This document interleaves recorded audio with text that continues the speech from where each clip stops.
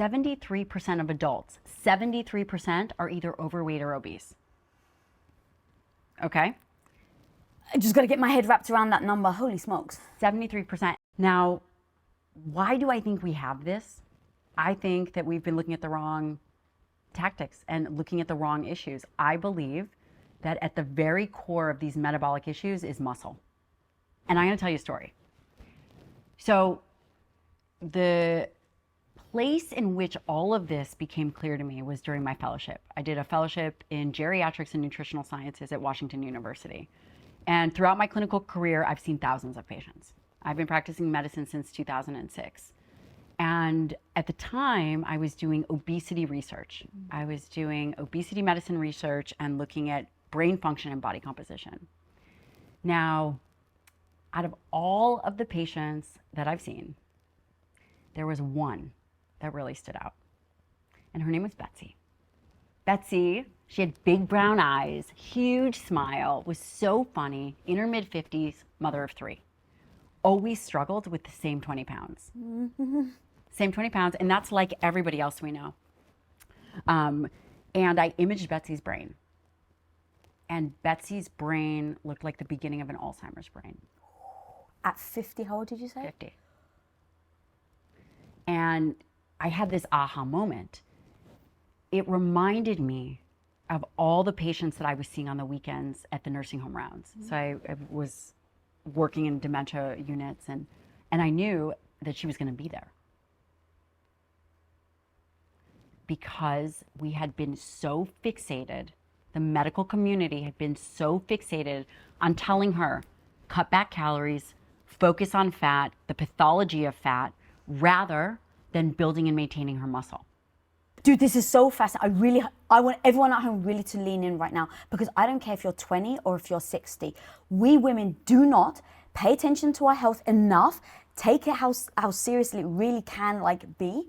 And then also, because of the messaging, we sometimes are so damn lost that we think we're doing the right thing. So poor Betsy, I bet you Betsy's just like her entire life, she's been struggling, like you said, to lose this 20 pounds. And now as the result of trying to lose that 20 pounds, she's been steered into potentially getting early on Alzheimer's because she hasn't been focused on the right thing. Is that what you're saying? I believe that that's true. Damn. She traded one problem for another. Focused on this obsessive weight loss, not taking into account the quality of weight loss, focus obsessively on this, cutting calories, the whole fat, reducing your fat. Through a series of yo-yo dieting, she destroyed her muscle. And as a result, muscle is this metabolic unit. It is responsible for carbohydrate use, for fat burning. It's, what is our metabolic sink? She destroyed it over time.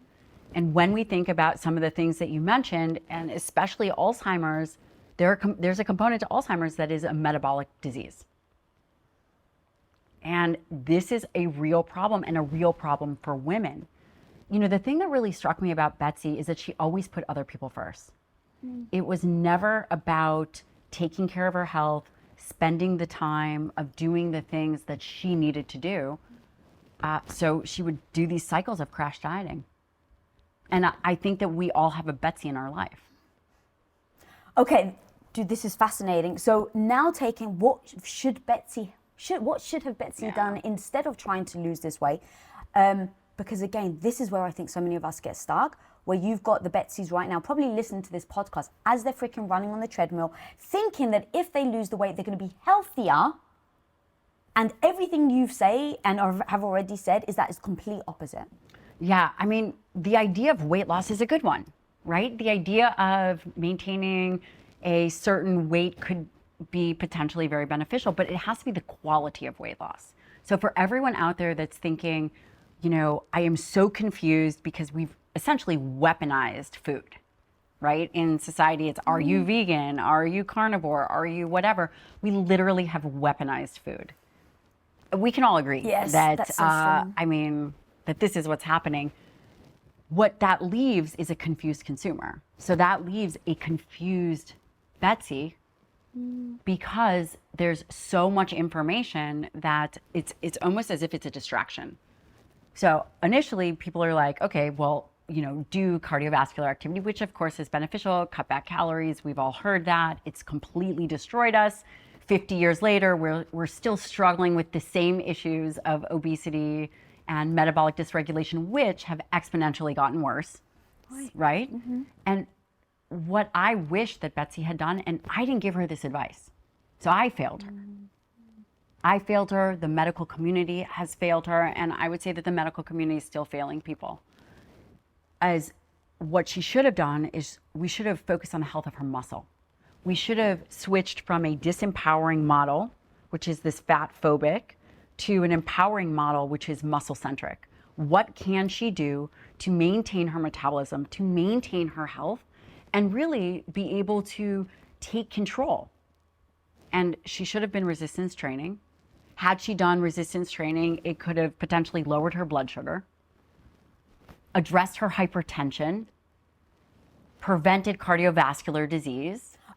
All right, this is fascinating. I need to know why, because here's the thing. I so freaking love knowledge. I love, like, how can I get better? How can I get stronger? How do I freaking stay healthy and alive till I'm 100? People laugh, but it's like, hang on a minute. Do you want your kids to have to go to your funeral at the age of 60? Like, ask yourself that question. Do you want, at the age of 25, if a 20-year-old is listening, at the age of 25, do you want to have problems getting pregnant because maybe you've screwed up your hormones so much because you've been focused on trying to lose fat, you're wrecking your freaking body, and now when you're trying to get pregnant because you found the love of your life, you're unable to actually conceive because of the damage you've already done. So this is so damn important to understand, to have the knowledge, but then understanding the why, that anytime someone then tries to pretend this knowledge doesn't exist, to go back to the why and the understanding, I always help brings me back to this is why I'm doing it. Instead of like, well, this is too freaking hard, why the hell am I bothering, right? Because it's not easy going to the gym consistently and lifting weights. It's not easy to choose the chicken over the chocolate cake. And so I really want to hammer home the reasons why and how that then trickles into the actual impact. So let's go back to exactly what you just said. PCOS, hypertension, cardiovascular disease, Alzheimer's disease. Okay, all explain to me these metabolic diseases. How me going to the gym and lifting weights or squats is going to help me with that exact thing. Well, first of all, what if I told you that the way in which we are thinking about things are wrong? What if I told you I don't actually believe we have an obesity epidemic? I would think you're crazy, and I would say just look around. And what if I told you that I don't think that we have an obesity epidemic, but what we really have is a midlife muscle crisis? Go on. The idea that we have an obesity epidemic, an epidemic to me is something that happens quickly and kills people. So it happens immediately and it is lethal. I believe that obesity, in my opinion, is a symptom of unhealthy muscle. It's not the focal point of the problem. Repeat that, that was so strong. Obesity is a symptom, in my opinion, of unhealthy muscle. It is a symptom, it is not the root cause. We have spent 50 years trying to fix the obesity problem, which is a symptom of unhealthy muscle. Wow. If we care about PCOS, hypertension, cardiovascular disease, Alzheimer's, it would make sense to me that we treat the root cause. The root cause is affected in your 20s. There's evidence to support that unhealthy muscle, a sedentary 18-year-old, can have unhealthy muscle, and these issues begin decades earlier. It makes complete sense. It and does. anyone that may be young now that's dismissing it, just go ask someone older than you if that's true or not. Because the second you ask anyone older, they will say, I eat the same thing and yet I keep putting on weight and I haven't changed anything. And we know that over time, with inactivity and not maintaining a nutrition plan that supports healthy muscle, there is somewhat of an atrophy that happens. So now the first step is switching the paradigm of thinking from obesity, from fat-focused to muscle-centric. Here's how I think about muscle from a 5-year-old perspective. Muscle is really important for movement, mobility, athletic performance. We can all agree that's the obvious. The not so obvious component to health longevity as it relates to muscle is a few things. Number one, it's your metabolic sink. Think about muscle as this sink or this suitcase that is the site for carbohydrate use, dietary carbohydrate use, for fat burning. When this sink gets clogged from a lifetime of overeating or under exercising, the metabolic sink gets clogged up. And eventually your muscle looks like a marbled steak rather than a fillet, right? And this is the damage that begins in skeletal muscle over time. Subsequently, obviously it's not as linear. I'm really simplifying it, but these substrates that then back up, so into muscle, you get unhealthy muscle, and eventually you begin to put on body fat. You have glucose dysregulation, elevated blood sugar. We've all heard about that, elevated insulin levels. These are not primary issues of obesity. First, it's primary issues of muscle. Muscle and liver, these are the primary sites, but 40% of our body is muscle. There's one thing I want to address that you said before we move on that I want to make sure, like, this is a little controversial, but I've really been thinking about this. I don't want any woman to shame their body, to not feel good when they look in the mirror, to not be proud of who they are. And at the same time, I worry that people talk about obesity and weight only from a self-esteem standpoint and not from the actual health of reality standpoint. And so when you said just now that we can all agree that, I can't remember how you phrased it, but that losing weight is optimal. That's a little controversial. And so I was actually like, can we please talk about this in like a non-emotional, like, I don't want to trigger anyone. That's very important to me. I grew up with health issues. My mom grew up with health issues. But also it's important to say that if we just only lean into love your body no matter what it is, I worry that people are going to make themselves more unhealthy because they're not actually acknowledging it's not about the fucking looks. It is about the potential that you could have a heart attack early. It's the fact that maybe you can't have children because you're messing with your hormones. These are all very real, and it's becoming very polarizing. I agree with you. From the messaging on love your body and then you should lose weight. And I'm just like, what's going to help women live longer and them loving their lives? And so I'm really trying not to trigger people. As you can see, I'm really being careful with how I talk about it. But it's important to talk about, because if we just ignore it, then we're going to be missing a bunch of people right now who want to love themselves, who want to love their body. And I don't want them to dismiss what you're saying, and then in 30 years, they have early Alzheimer's or they have a heart attack because they haven't paid attention to the muscle. Yeah, what you're saying is very important. And I'm also going to try to tread cautiously to not be grossly offensive. So here we go. What I'm hearing you say is that there's a movement that it's love your body no matter what. Don't diet because dieting is damaging to the psyche or X, Y, and Z. Now, some individuals with eating disorders, there is certainly a group of individuals, a group of women or men, whatever, we can appreciate that dieting for them might not be the right way.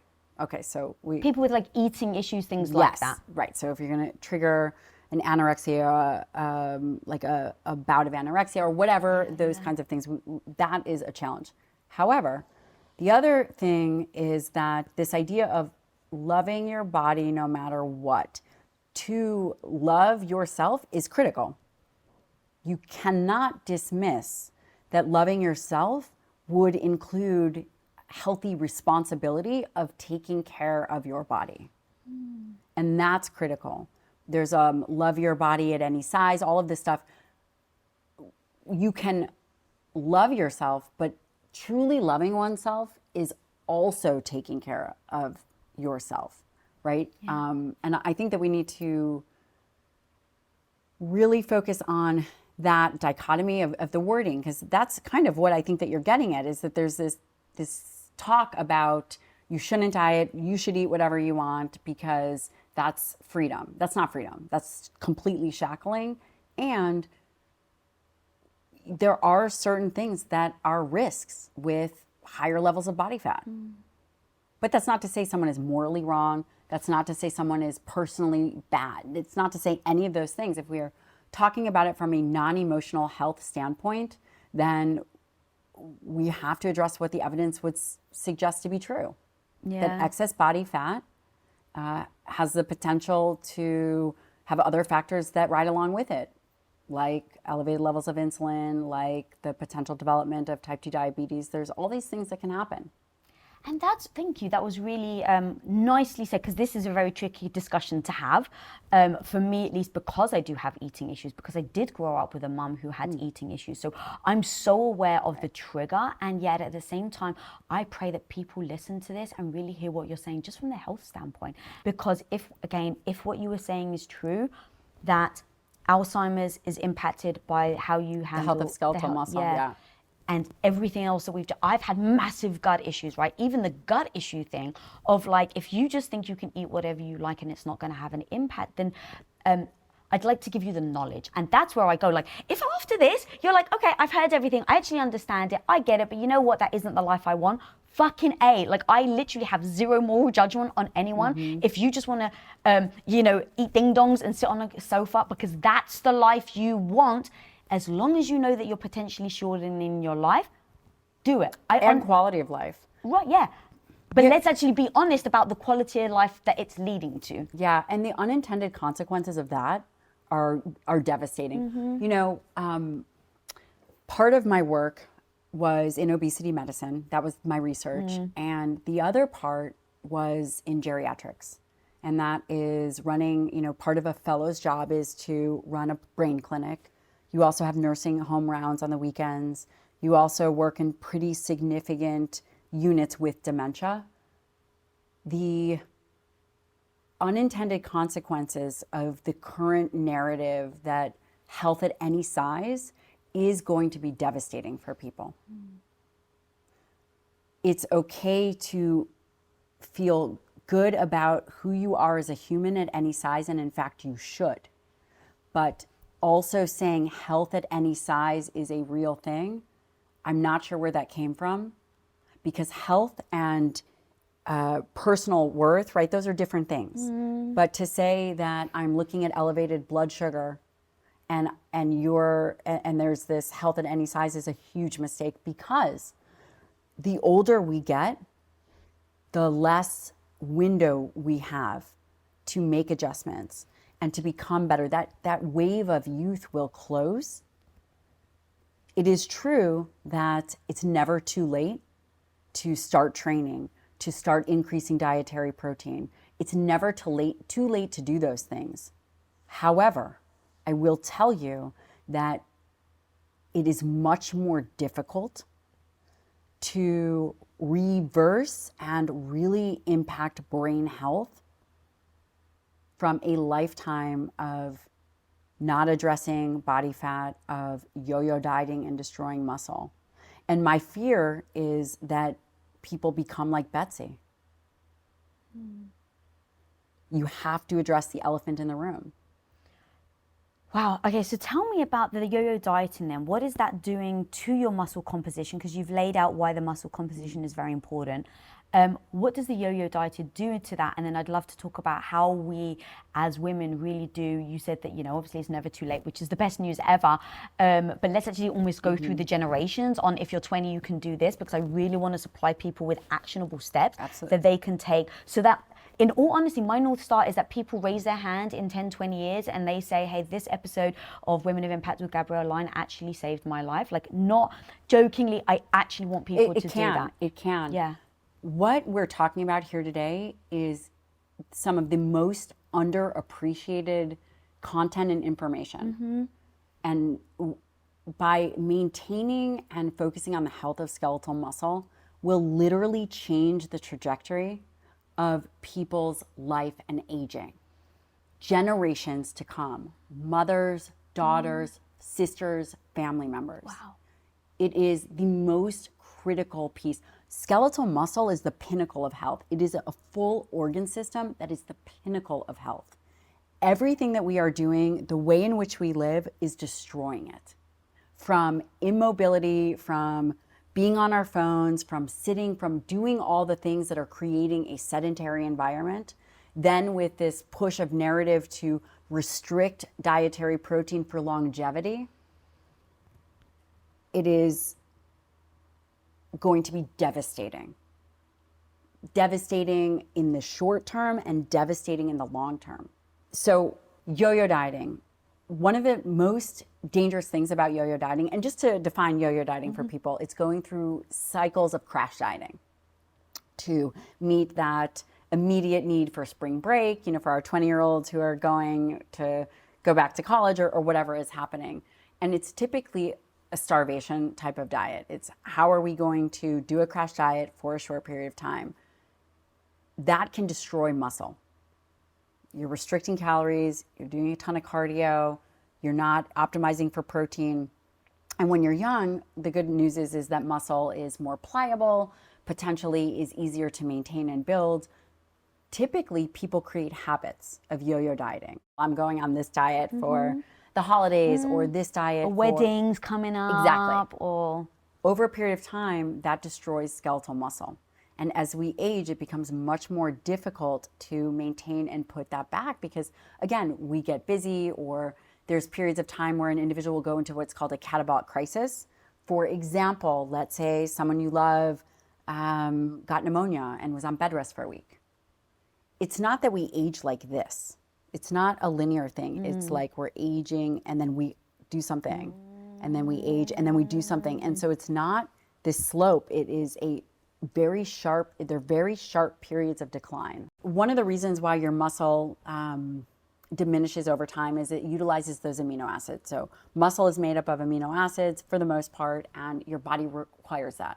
It requires amino acids. It can use the amino acids from muscle to also generate blood glucose. It does a lot of things. And also tissue turnover. Our gut, our hair, our nails, our organ systems all require protein.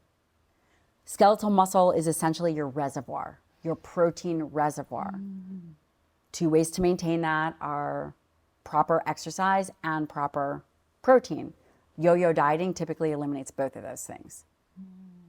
And then exactly what you said, then when you go to then and consume more calories, you've now destroyed this metabolic sink. Or suitcase. You can think of it as a metabolic suitcase. Now your large suitcase has gone from a large suitcase to a carry-on size. And you have nowhere to put the extra carbohydrates or the fat or any of the things that you're eating. what up, homie? I got something free and new to share with you right now. How often are you visited by that negative voice in your head telling you that you're not smart enough, that you're not good enough, experienced enough, not fill in the blank? One of the most powerful things you can learn to do in life is to turn that negative voice into your bestie.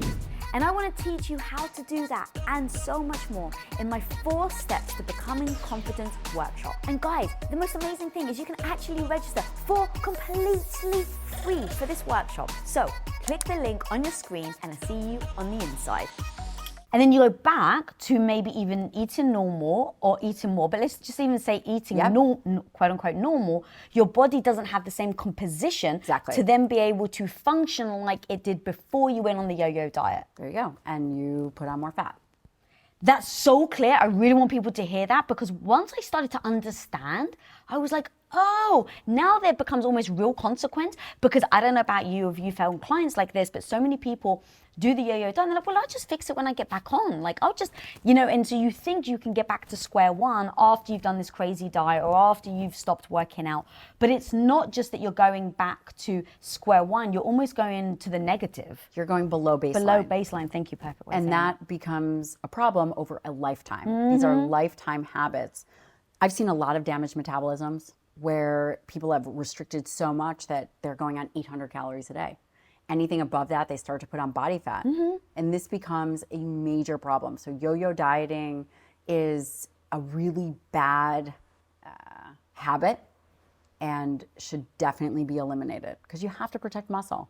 And then I assume that when you're not protecting the muscle, then all of your other organs and things like that aren't be able to necessarily function 100%. So what you're saying is actually very interesting. And I'm going to come at it from a different approach. Yeah. Basically, when you feed for muscle, when you eat protein and really prioritize skeletal muscle, by prioritizing skeletal muscle, by really designing a diet that supports skeletal muscle, all those other things fall into place. Those amino acid needs, all the other organ systems, by focusing on muscle, you will meet the needs for everything. Amazing. And that is a very practical way to think about it. The way in which someone at home would do that would be prioritizing dietary protein for the needs of muscle. And again, to just give them something practical, I typically recommend 1 gram per pound ideal body weight. People can scale up or down of protein per ideal body weight. And, thinking about the first meal of the day, which we can talk about. Again, this is very practical for the 20-year-old to your mom to be able to hear this episode and say, okay, what do I need to do? And I would tell them that first meal of the day, after they're coming out of an overnight fast, whenever that is the most important. And then the next most important meal is before they go into that overnight fast for dinner. Now I'm going to take it one step further. How are we going to protect muscle? We are going to target really between 30, at the minimum, 30 grams of protein, which would be, 5 ounces of some kind of protein. Like a chicken breast. 5 ounces, so that's like 35 grams. And maybe they just want to do a whey protein shake or whatever kind of protein that they choose. Really a minimum of 30 upwards to 55 grams at that first meal. And then have that same 30 to 55 grams at that last meal. This is a phenomenal, easy strategy that everybody can do to protect muscle. And when you meet the needs of muscle, you'll now support the body in, other ways with blood pressure and, because we really eat for amino acids. Not to get too deep into the weeds, but we eat for amino acids. And we typically talk about protein as just one thing, but protein is made up of 20 different amino acids. Wow. And so we're eating for those amino acids. And when we think about muscle health, we're really eating for those essential amino acids. Just to take it one step further, again, not to go into the weeds, but the branch chain amino acids. What is that then? Which is simply a structure of amino acid. And it's what we think about when we think about high quality proteins. And really meeting those needs to protect muscle is 30 to 55 grams of high quality protein at that first meal and that last meal of the day. Okay, I love the simplicity of just put these proteins in your start and your end. Amazing, love They'll that. protect their tissue that way. And I want to make sure people really do hear though that you say the good quality. But thinking through what is that type of source, right? Yeah. So for instance, I heard when I was younger, okay, eat a lot of protein. Protein's really good for you. So great. So I started going to Subway and I was ordering their chicken every day. And then someone was like, their Subway chicken has like 30 ingredients in it. And I'm like, what? You mean that sandwich? They're like, no, the actual chicken. And I was like, how can a chicken have 30 ingredients? It's not fried. It's not even in nugget form. It's like in a chicken form. So I went and looked it up. It actually does. I don't know if it's now, but this was like 10 years ago.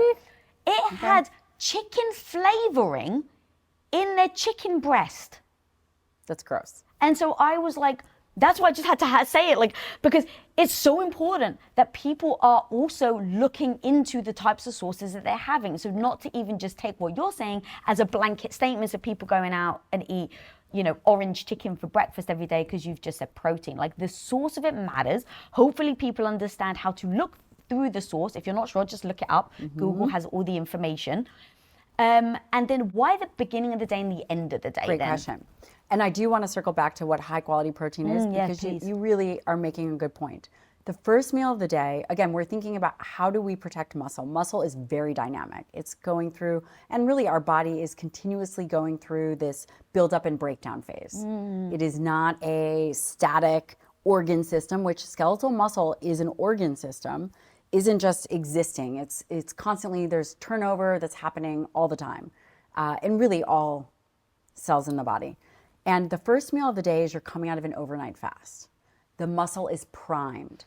Muscle is a nutrient sensor. It senses the quality of the diet by protein, by these amino acids. Coming out of an overnight fast, your body is primed to have a robust response.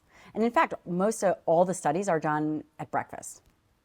Oh, Interesting. Because there's acknowledgement within the scientific community that it is, well, number one, it's easy to measure the processes that happen at that first meal of the day. And we see the biggest response in muscle typically at that first meal of the day. There's multiple mechanisms that play a role, but that first meal of the day is critical. Does it matter if you're a man or a woman? It doesn't. Interesting. It doesn't. And it's also not dependent on hormones either.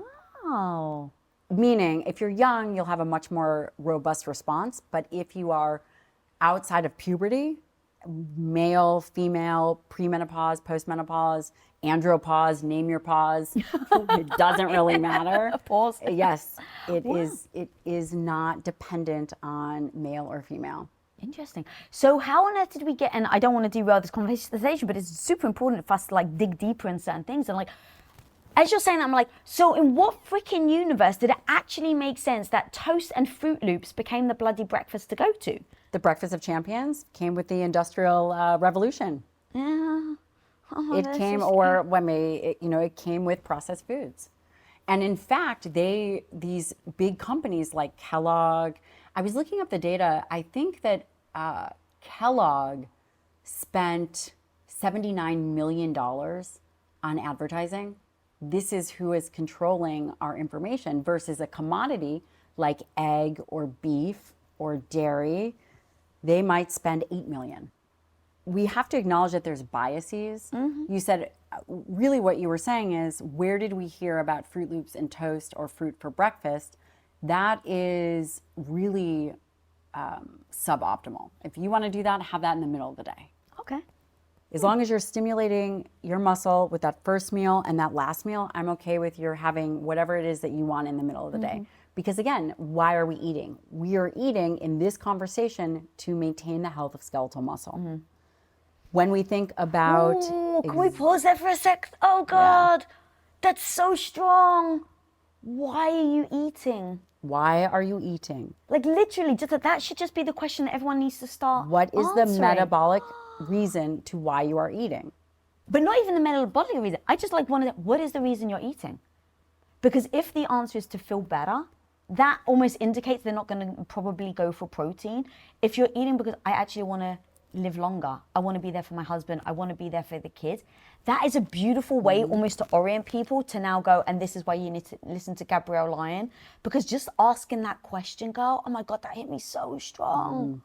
And it's also very interesting, we've weaponized food.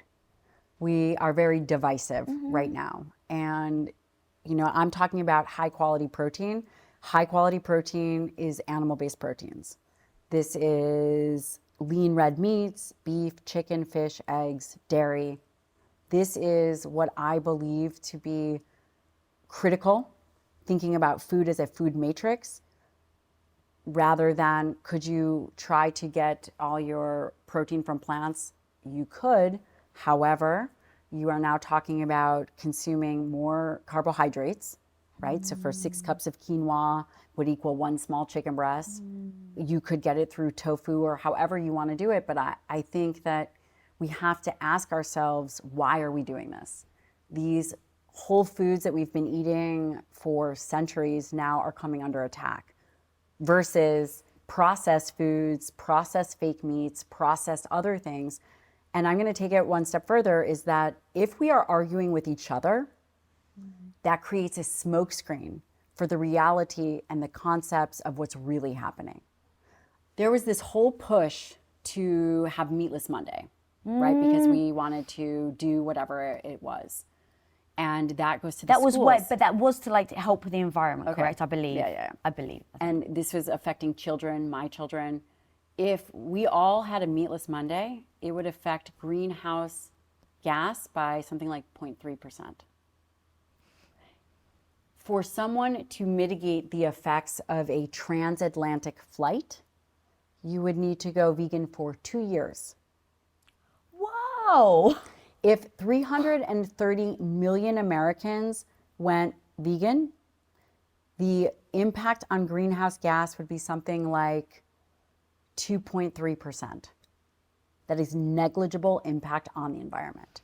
So what I'm saying is, this space has created a divisiveness amongst providers, amongst people and created confused consumers as well as providers that is serving as a smokescreen to distract people from being able to take care of their health. What up, homie? I got something free and new to share with you right now. How often are you visited by that negative voice in your head telling you that you're not smart enough, that you're not good enough, experienced enough, not fill in the blank? One of the most powerful things you can learn to do in life is to turn that negative voice into your bestie. And I want to teach you how to do that and so much more in my 4 steps to becoming confident workshop. And guys, the most amazing thing is you can actually register for completely free for this workshop. So click the link on your screen and I'll see you on the inside. And that's very important to understand. And I just want to lay that out there because I'm talking about eating high quality protein. And the next thing, and I'm saying it's so imperative to do this. Why? Because we need to think about food as a food matrix. You know, we are eating whole foods like a whole chicken breast, a whole egg. These are whole foods versus some kind of processed food, okay? Number one. They also have things like B12, choline, zinc, iron, selenium, things that are really important for health and wellness. And I am mentioning this because the next question may be, well, I was told that red meat is bad for the planet, or I was told that I should go plant-based because plant-based is better for my health or better for the environment. And I'm simply stating that perhaps that's not true. Perhaps we need a better diet that is inclusive of both, and that the noise around the environment, which by the way, greenhouse gas, those types of things in the US is 80% from transportation, electricity, and industry. But the conversation focuses on the minuscule of diet. Point being, it potentially seems as if it's a massive smokescreen.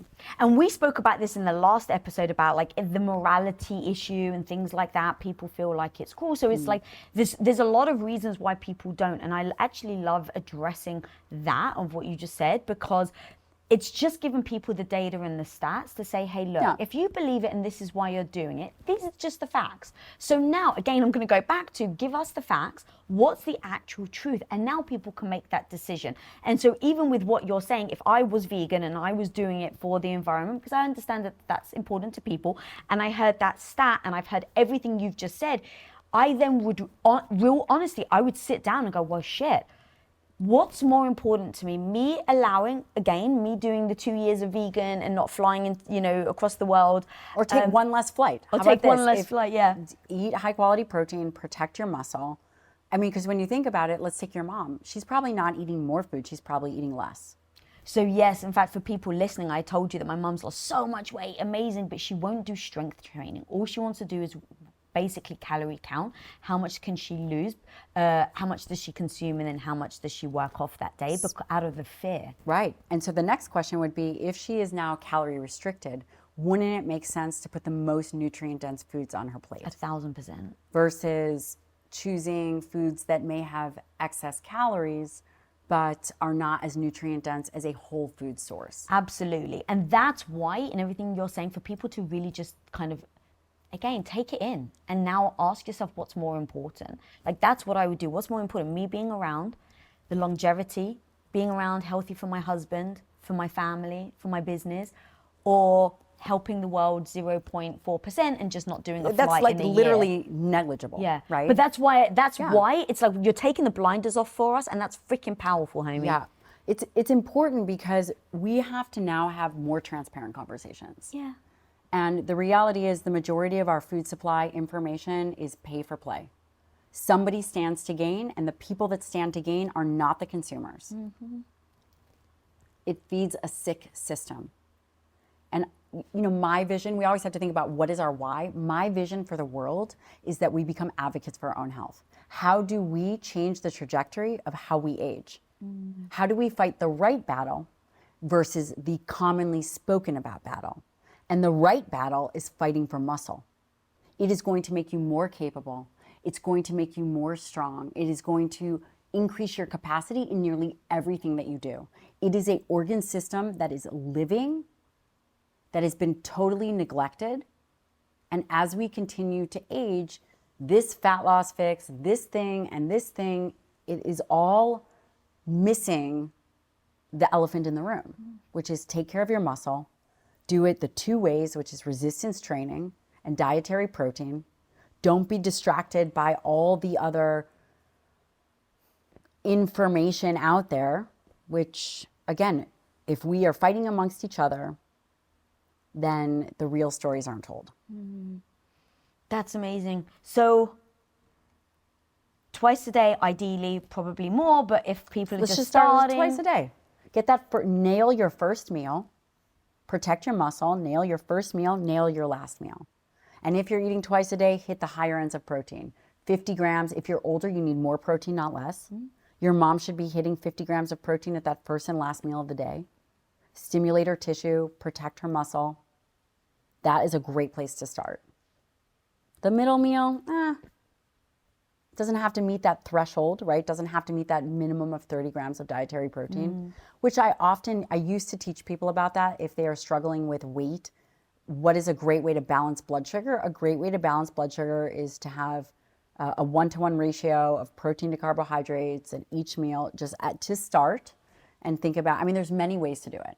This is just from clinical experience. There's, again, many ways to do it, but this is a easy way to do it in a way that potentially is responsible. And actually, you just mentioned it. So does the making sure that you have the protein at the beginning and the end, does that also help stabilize your blood glucose levels? And also it increases satiation. There's been research that when you nail that protein, you're much less likely to go for the cupcake. You're less hungry, you have more energy. All right, so now when you've got the diet piece, what are other little things if people are already there, they're doing the first, the breakfast and the last meal, and then if they could only choose one, what's the right order that you would suggest people do it in? Is it like if someone could say, you know what, I can either work out and then grab a to-go's McDonald's, or I can not work out and sit on my ass but eat that chicken breast? Great, that is a great question. The stimulus that training will input into the body is paramount. Nothing, no pill, no diet. The training stimulus would be the top priority. Are you ready for this stat? Yes. 23% of adults are meeting their requirement for physical activity, both cardiovascular and resistance training. Only 23%? 23%. It's no wonder that so many of us women are having health issues. But 100% of people are eating. So that is why I focus on protein so much, because 100% of people have to eat. Oh my God, that's so true. That is why I always focus on the dietary aspect, because that is the lowest hanging fruit. Wow. 100% of people are eating. Only 23% of adults are meeting their physical activity requirements. But we should be, if you could only choose one on whether you're exercising or eating protein, you actually suggest the exercise is better. Wow. I mean, I hate to choose one. No, but yes, you would. I mean, you do need a certain amount of protein, but by really stimulating that tissue resistance exercise, you can get away with a little bit less. Again, there's an age component here. We've all heard of the Twinkie diet when you're in high school. You see that guy that can still put on weight, but you do need the fundamental building blocks. However, it's the exercise, the resistance training, stimulating the tissue really pushes that physiology. Wow. Okay. So how do we then start to know what to do with the weight? Because I know you get this a lot. I was the person that used to say it, Gummy, but I was like, but I don't want to be really muscly, right? Thinking as if I could pick up a 10-pound weight. If only now that I want guns like yours, I'm like lifting 17 pounds and I'm like, this is fucking hard. So let's talk about the types of weights, how we do it, what types of ages are good, and then just debunking the fear that if someone picks up a 10-pound weight, that all of a sudden they're going to have beautiful guns like yours. Right. Well, thank you. What you guys don't know is I slipped her a 5 before. No need to, homie. Those guns speak for themselves. It's really important to understand that it's not the exercise that you choose, it's really the stimulus. There's lots of ways to do it right and lots of ways to do it wrong. We have to think about what is the overall goal and how are we creating stimulus. Depending on where you are, the current recommendations, I typically recommend 3 days a week of resistance training. Here's the thing about exercise. Prescribing a diet is much easier. For you to prescribe a diet? Oh my gosh, I know how many, so I could say, hey Lisa, I'm gonna calculate how many calories that you're gonna need for X, Y, and Z. I know that you have 110 grams of protein. I know that you have 110 grams of carbs. This is what we can do. But exercise, how do I know that you're squatting right? How do I know that you're stimulating the right muscle group? How do I know that you're getting stronger? Maybe you're better at doing some kind of metabolic cardiovascular conditioning versus, I don't know, maybe your mechanics aren't great and we need to move you to a leg press or something. The listener has to understand that conceptually, exercise prescription is much more challenging. And also, really working with a professional is what I believe to be very important. Working with a professional, I believe to be very important when you think about what are the gains that you're looking to make. Exercise, resistance train 3 days a week, but depending on your program, could easily be 4 days a week. It's the effort that is impactful. Now, could you get stimulus and put on muscle with 5 to 10 pounds? You could, but you're gonna have to do a lot more reps. Maybe you're gonna have to do 40 reps. You're gonna have to, go closer to fatigue. Or could you potentially lift heavier and do less reps and still get the same stimulus? Yes, so there's a continuum. And there's something also that you call personal induced adaptation. So talk to me about that, because I think it fits in with what you're saying, where it's like if you're the person that can already run a mile, your goal isn't to get up off the couch. But if you're the person that never gets up off the couch, your personal induced adaptation is going from seated to standing. Yes, so this is what you're referencing. Again, I'm a trained geriatrician, which means, for people that don't know, a geriatrician is someone who specializes in individuals over the age of 65. I did a fellowship in this, and when we were looking at physical activity, it's a very different ballgame. And for them, from going from sitting to standing or doing timed walking was a stressor. And it's really understanding what is your current threshold, how much activity are you doing, and pushing yourself. And that could be different for everybody. The traditional ways people think about exercise have always been cardiovascular activity. I'm not sure that that's so effective from a time standpoint. It's also not necessarily as effective when you're thinking about how do you focus on maintaining hypertrophy and strength through muscle. You're thinking about lifting weights. Okay, so now in actually identifying that, do you think that if people so they're listening now, where do I start? Is it kind of writing down your starting point? So if you are the person that can either, like I said, do 5 squats, now try and do 10. Like, what's the actual mechanism on how we now get started? The mechanism to get started would be to, number one, identify your goal. I personally believe that everyone's goal should be muscle health. What does that look like? I do believe in strength, building strength, as well as hypertrophy. Oftentimes, again, there is a continuum.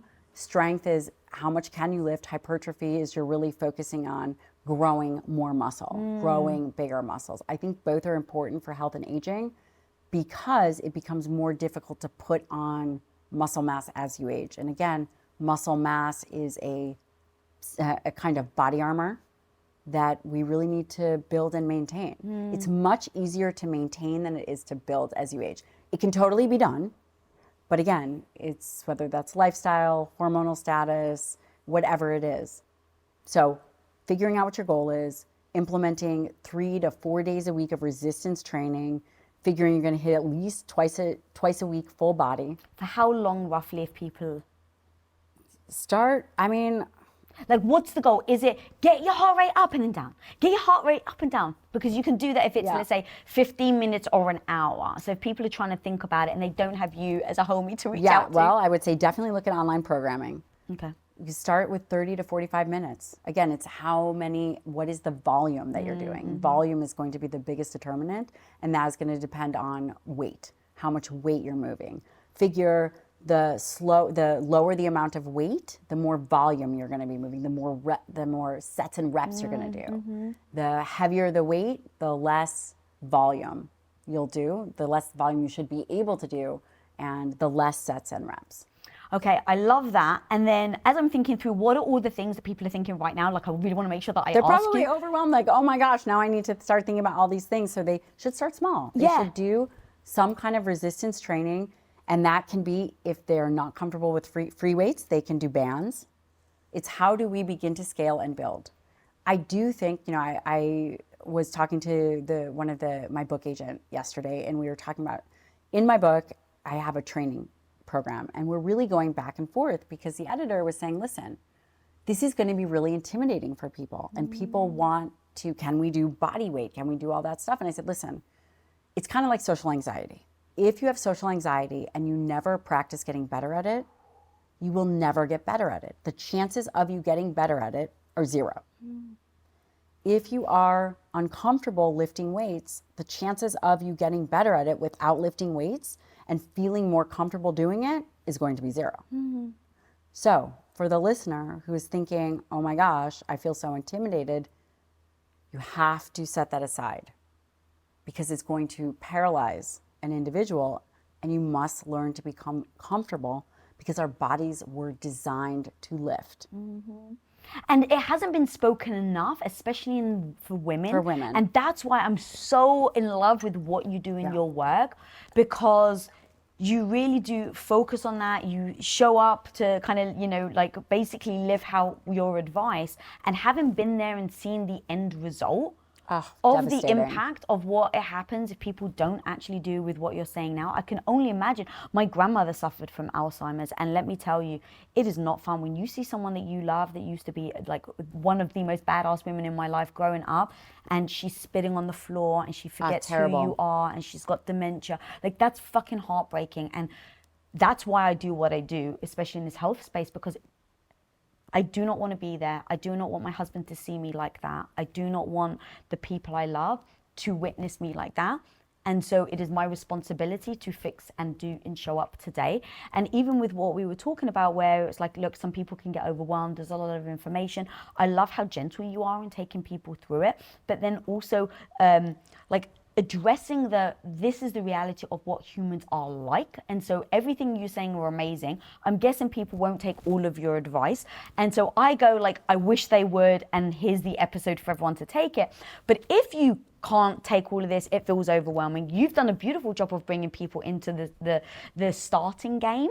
And then they can do it, like you even said, building the house, like the bricks. And then one little thing that I did that recently, based on everything that you're saying, I was eating more complex foods over Christmas with sugar and stuff like that, and I've just got gut issues. So for anyone with gut issues to know the things that you're saying also helped, because I started to, when I was having gut issues, I would eat food, it would bother me. I started just doing squats when I was brushing my teeth at night. And I just made it a rule. When you brush your teeth in the morning, when you brush your teeth at night, Lisa, you're going to do squats until your toothbrush runs out. It's an electric toothbrush. So it turns out I was doing like 110 squats in the morning and 110 squats at night. That's amazing. And it became a game that I tied to my toothbrush. And so it wasn't overwhelming. It didn't feel like I was carving out this special time. I wasn't paying attention to my family. I didn't feel like I was necessarily restricting my diet or like not eating the fun foods that my family were. But I had this one little thing where I was like, you just gonna promise yourself squats in the morning when you brush your teeth and squats in the evening. And it really helped me digest my food. I think that is great. It also probably lowered your blood sugar. So that's what I was going to ask you. Yeah, I couldn't understand why. Yeah. So is that what it was doing? Your muscle is the disposal unit. You're leveraging your muscle to ultimately move that sugar out of the bloodstream and into your muscle. That's amazing. And that's a very good strategy. And for people at home, if there's a blood glucose monitor, people are really into that, they should do that experiment. They should put it on, they should try eating, and they should do nothing, and then they should look at it and do something, and you'll see that it's a way in which you can regulate your blood sugar. Yeah, absolutely. It's leveraging muscle as medicine. All right, so what else? So I love everything we've broken down. So you've given the tools for the diet and then for the exercise. What is the thing that you think, though, that people are really freaking missing? That if you had to like freaking shake someone awake because you're like, you have no idea how powerful this freaking thing is. It's probably, you're going to say build muscle, but like. Yeah. So we talked about resistance exercise. Number one, we talked about dietary protein. We talked about how we're going to hit that first and last meal of the day. We talked about some of the roadblocks that a person may hear about from a narrative that is not accurate. Then we talked about resistance exercise as the third thing that we discussed. 3 days a week, really putting some time and effort, focus, don't be on your phone, really be in there putting the meaningful effort. The third thing I would say is throwing in some type of interval training. I am talking about closer to max interval training, whether it's a max out sprint on a bike. You don't have to run. It could be a 4 minutes, you're doing work for a total of 4 minutes. Maybe you're doing a max out 10 to 30 second sprint, resting, fully recovering, and doing that again. Just for a short period of time, that has the potential to move the needle for people metabolically. It improves some of the things that we talked about, like insulin resistance. It can improve insulin sensitivity. And insulin is that hormone produced by the pancreas, which we all hear, which is responsible for moving blood sugar or blood glucose from the blood to tissues. And that's really important. Also can impact brain function.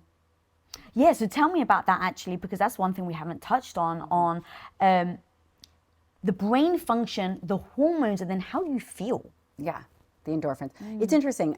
Some of the research has been disappointing. Some has been great when we think about resistance and also cardiovascular activity. It just depends on what you're looking at, but we can definitely agree that the more training that an individual can stick to, the cardiovascular and resistance exercise, it definitely can improve mood. It can improve mood. Contracting skeletal muscle releases something called BDNF, which is brain-derived neurotropic factor. Ooh. So again, skeletal muscle is an organ system, and that can go and it, interfaces with many organs in the body, also interfaces with the brain. That's important. And then, of course, these endorphins, these highs, but there's all kinds of things that happen when you exercise. Skeletal muscle releases myokines, proteins from the muscle. Again, as a hormone system, which can modulate immune function. People are worried about their immune system, brain function, all of these things. And so that's one, very high level concept of how we would think about it. Because people are talking about the brain, body connection and things like that. And I think that's becoming way more common. But I've never thought about it from the muscle brain connection. Yeah. And that's actually twofold. The focused attention, the brain muscle connection of actually contracting a muscle, there's that. And then there's also what happens when you contract the muscle. What is the muscle releasing that is going systemically throughout the body? And these are called myokines. There's many different kinds of myokines, and they travel to the liver and all other places, and they interface with other cells of the immune system and other cytokines, inflammatory markers of the immune system, and also interface in the brain. And muscle is medicine. It's a non-negotiable, and we live in a world where it's now we have an opportunity to do less. Being sedentary and not moving is what I believe to be a sick state. There's no such thing as a healthy sedentary person. Wow. But we hear healthy sedentary all the time. That does not exist. The body was not designed to be sedentary. And yet we've created a culture where we definitely are. Right. Yeah, I heard that you take your kids and you play on the swings and stuff Heck yeah. that to make sure that We they're do getting in the squats. exercise. Oh, the kids, Yeah. yes, yes. Because when you are younger, this is the time where you're really priming the body to develop that lean tissue. Yes, My kids are very active. That's so smart. I love that. And then going back to actually the obesity, I think you said somewhere that obesity, is it the number one leading cause for cancer? Obesity is definitely one of the leading causes of cancer and death.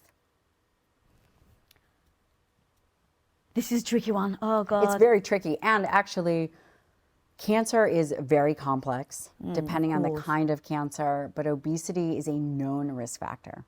So I just heard a study, something like the 2025 US dietary guidelines. I don't know if you've heard this, basically said that the number one cause of obesity is genetics. Yeah, well, I think that's ridiculous. This is the US fucking government said that shit. Who funds the dietary guidelines? Major food companies, big pharma. Obesity is very complex.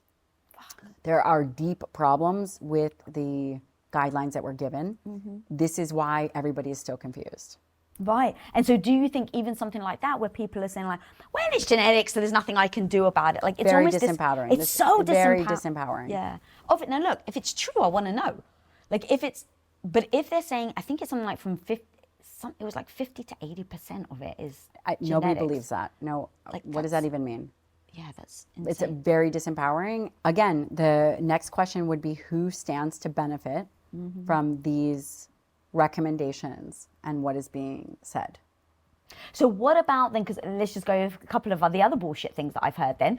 Let's just keep going. Let's just keep going, yeah. So what about then leanness? Because I actually went into, my audience knows I've been really struggling with health issues for like, as you know, for like 6 to 7 years. I go to a lot of doctors now because I'm really taking my health and making it like my highest priority. So I'm getting all my blood done, I'm getting all my hormones checked, I'm getting my gut done, like everything. Yeah. And the doctor walks in. So actually, a couple of years ago, I had my hormones checked. She comes in and she's like, oh, it looks like you got PCOS. And I was like, oh my God, I had no idea. And then she looks down the list and she goes, oh, but you don't want kids. I was like, no. And she goes, oh, well, you're fine then. And I was, so it's okay that I got PCOS? Like, what the hell? And then this time I went to a different gynecologist, like 2 weeks ago, girl. And I walked in and she was like, well, yeah, you're too lean, so you're never going to get your period back. And so I'm like, is that actually true? Is it a blanket statement?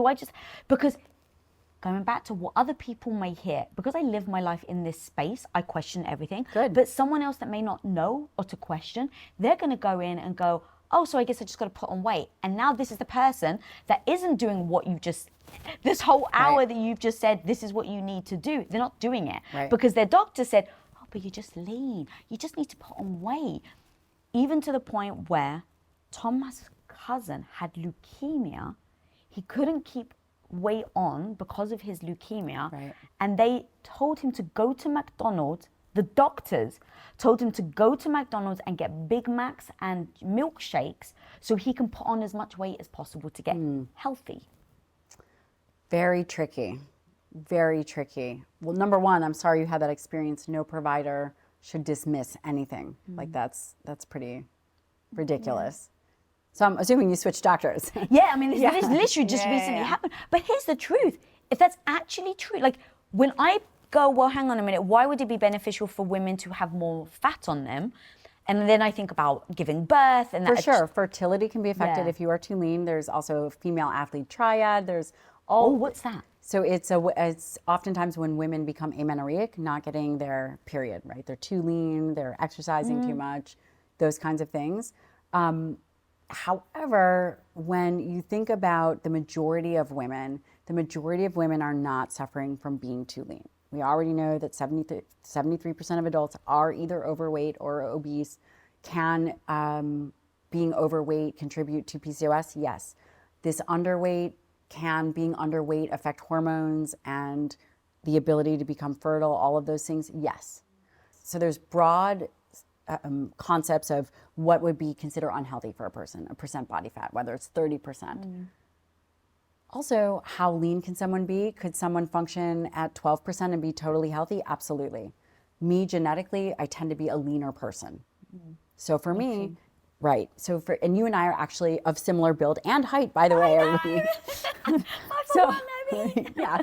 So for us, it's within the realm of we would naturally be leaner individuals. Would that be healthier for us to put on weight? I'm not sure, because this is how we are. And the way to tell would be, would we put on weight and get our periods? Maybe. Or is it going to affect our blood sugar or affect our triglycerides or affect some other way, because this is how we are built? Yeah. I think that they're all very important questions. Also, medicine should be personalized. Understanding how lean someone should be. Again, there's seasons and cycles. And that's why, thank you for saying that. And that's why I was then going to go to like the trouble with us weighing ourselves, because we don't necessarily take into account the muscle element. And so for me to step on a scale will be very different than, let's say, a, 5'9" woman to step on a scale. And then also if you work out or if you don't work out. And I think that the scale thing trips people up, because obviously muscle weighs. Well, it can be very triggering for people. I do think it's important to do DEXA, some kind of body composition, just to figure out where you are and where you want to go. And that can be important. But again, if someone is going to be triggered by a scale, then you have to be very sensitive to that, for sure. All right, girl, I could talk to you forever. I know, well, there we go. I know. Where can people find you, everything you're doing, and then just like all the new work you're working on? For sure. They can find me on my website, drgabriellelyon.com. They can, find me on Instagram, very active. YouTube, you and I were talking about YouTube, also very active on YouTube. Let's see what else. Oh, my podcast, which next time when my book is out in October, I'll do your podcast and you got to come on mine. Oh, I'd love to, girl. And that's the Dr. Gabrielle Lyons Show. And the goal of that podcast is to have transparent conversations, like the conversation that we're hearing and having today, to really be able to benefit the listener on how they can understand and navigate this crazy world that we live in. If you want to know what to eat so that you can actually finally balance your hormones, then keep watching. Us as women, we suffer from acne, bloating, mood swings, insomnia, PMS. Like all these things really do impact us, how we feel about ourselves, and then how we show up every day in business, in our relationships. And I've heard you say it's common, but not normal. So I want to start with, what on earth are we perceiving as normal but isn't? And then what are the foods and things that we can do in our lives to immediately start to pivot and change all these things that we're suffering from? Yeah, absolutely. And I think that it's just become so normal for women to just talk about, oh, well, that's just part of being a woman. It's just part of aging. Part of getting older is another one that I hear a lot. And I think we need to remember that our bodies are really wise. That actually, we have all these tools in our body, and we just need to reset it and get it back in harmony. And that these symptoms like you're talking about, they're signs that the body's out of balance. And because if you think about it, not everybody has PMS, not everybody has acne. In fact, there are places in the world where there's no acne. And some women go right through menopause and don't have a lot of symptoms and have issues. And so it's not that we need to beat ourselves up because we have these issues, but realizing, oh wait, something is off here and I need to reset and restore my body. I love that, because it gives us a way there's something you can do about it. That's the thing I'm always fighting against. I don't like feeling powerless like that. It puts me in a place where I don't know where to move. So being able to go, okay, if I'm feeling like this, now what are the things that I can do? Brings me back to having the power in my own hands. And now it's up to me, right? Do I want to show up and do what you're going to tell us to do, or do I not? And then now at least it's my decision. And that's so freaking powerful. So what are these things that you see are common, that are not normal? And then I'd love to really pull apart what the hell we do about it. Yeah, absolutely. And I think part of it is the expectations that we have on ourselves. As women, we're constantly working at home and at work. We are taking care of everyone and everything. And we still try to find time to eat healthy and to work out. But then a lot of women are finding they're still gaining weight. They're not losing weight, no matter how hard they try. And so then they kind of beat themselves up and they just feel miserable. But this adds to our stress response. And so when we get stressed, I mean, stress is a normal thing, and our bodies are great at adapting to stress. However, if we never give ourselves a break and we don't fuel our bodies with the right food, with the right movement, with the right mindset, with those sorts of things, then we're going to burn ourselves out. And one of the things that happens with our burnout is our hormones get out of balance. And we have our stress hormones, we have our sex hormones, we have hormones that help us with appetite, with our blood sugar, with our sleep. All of these things can get impacted by being overly stressed and not taking care of our bodies. And it doesn't have to be complicated. There's simple things that people can do. And I do think that oftentimes we overcomplicate all the different things to eat, or all the different types of skincare products to use, or all the different ways we should meditate, all the different fitness routines. It doesn't have to be complicated. I think one of the things that is important to realize is that we want to honor our bodies. We have to decide that our bodies are important and that we are worth it. We are worth taking care of our bodies. We are worth feeling great. We deserve it. And once you get to that point, it's actually easier. Because you've made that decision. Yes, but one of the things that causes us to be able to feel in harmony and to want to take care of our bodies is actually goes back to our hormones and our neurotransmitters. Because when they're out of balance, our brains just work differently. We just don't have the same ability to have confidence in our bodies and the emotional state to really take care of ourselves. And it's interesting because it's this vicious cycle that we get in. We eat healthy, we are stressed out, we're not taking care of ourselves. So then these things get out of balance more. So then we keep making these decisions. So that's why I wanted to create with this new book a 7-day reset to say, hold on, just give yourselves 7 days. It's not a lot of time. But let's back off of the things that we know aren't really fueling our bodies, really nurturing our bodies, and instead really nurture it and doing it in a seasonal way so that we get foods that are in season that are more nutrient dense. Being aware of what happens with the seasons, and that there are certain times of the year where you're going to be more motivated because of this, the sun is shining more and you're getting more sleep. And those sorts of things impact our ability to get into the right habits that are going to help our bodies heal. Okay, I want to go deep now on everything you just said, because what I love about your book is it's very tactical. It's like, this is what you can do, this is how you do it. And so I'd love to go over the 4 pillars that you break down and go really deep, because you touch on food and sleep and all these things that we may not prioritize, we may not focus on. And to your point of what you said, that you end up making better decisions. You end up feeling better about yourself. By really looking at the things that we're about to go deep on, you do make better decisions. You do feel better about yourself. And when you make better decisions, feel better about yourself, you're able to show up in a better way, right? With more energy, more excitement. And especially, again, I'm just going to keep saying this, when it comes to business, relationships, career, friendships, all of this, I think it does start with how you feel about yourself and then the decisions you make immediately after. Yeah, absolutely. So the reason why I wanted to go into these 4 pillars is that I feel like these are the most fundamental things on a day-to-day basis that make the biggest difference. But we also need to change them up for the season. So food, movement, mindset, and skincare. So let's start with food. Yes. I was just kind of touching on that a little bit about the fact that in different times of the year, our foods can be more nutrient dense depending on what's in season.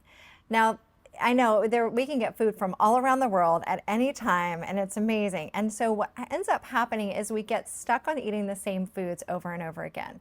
And a lot of times they're what we call superfoods. So they might be what we're considering to be a really healthy diet, but we're eating the same thing over and over again every day throughout the year.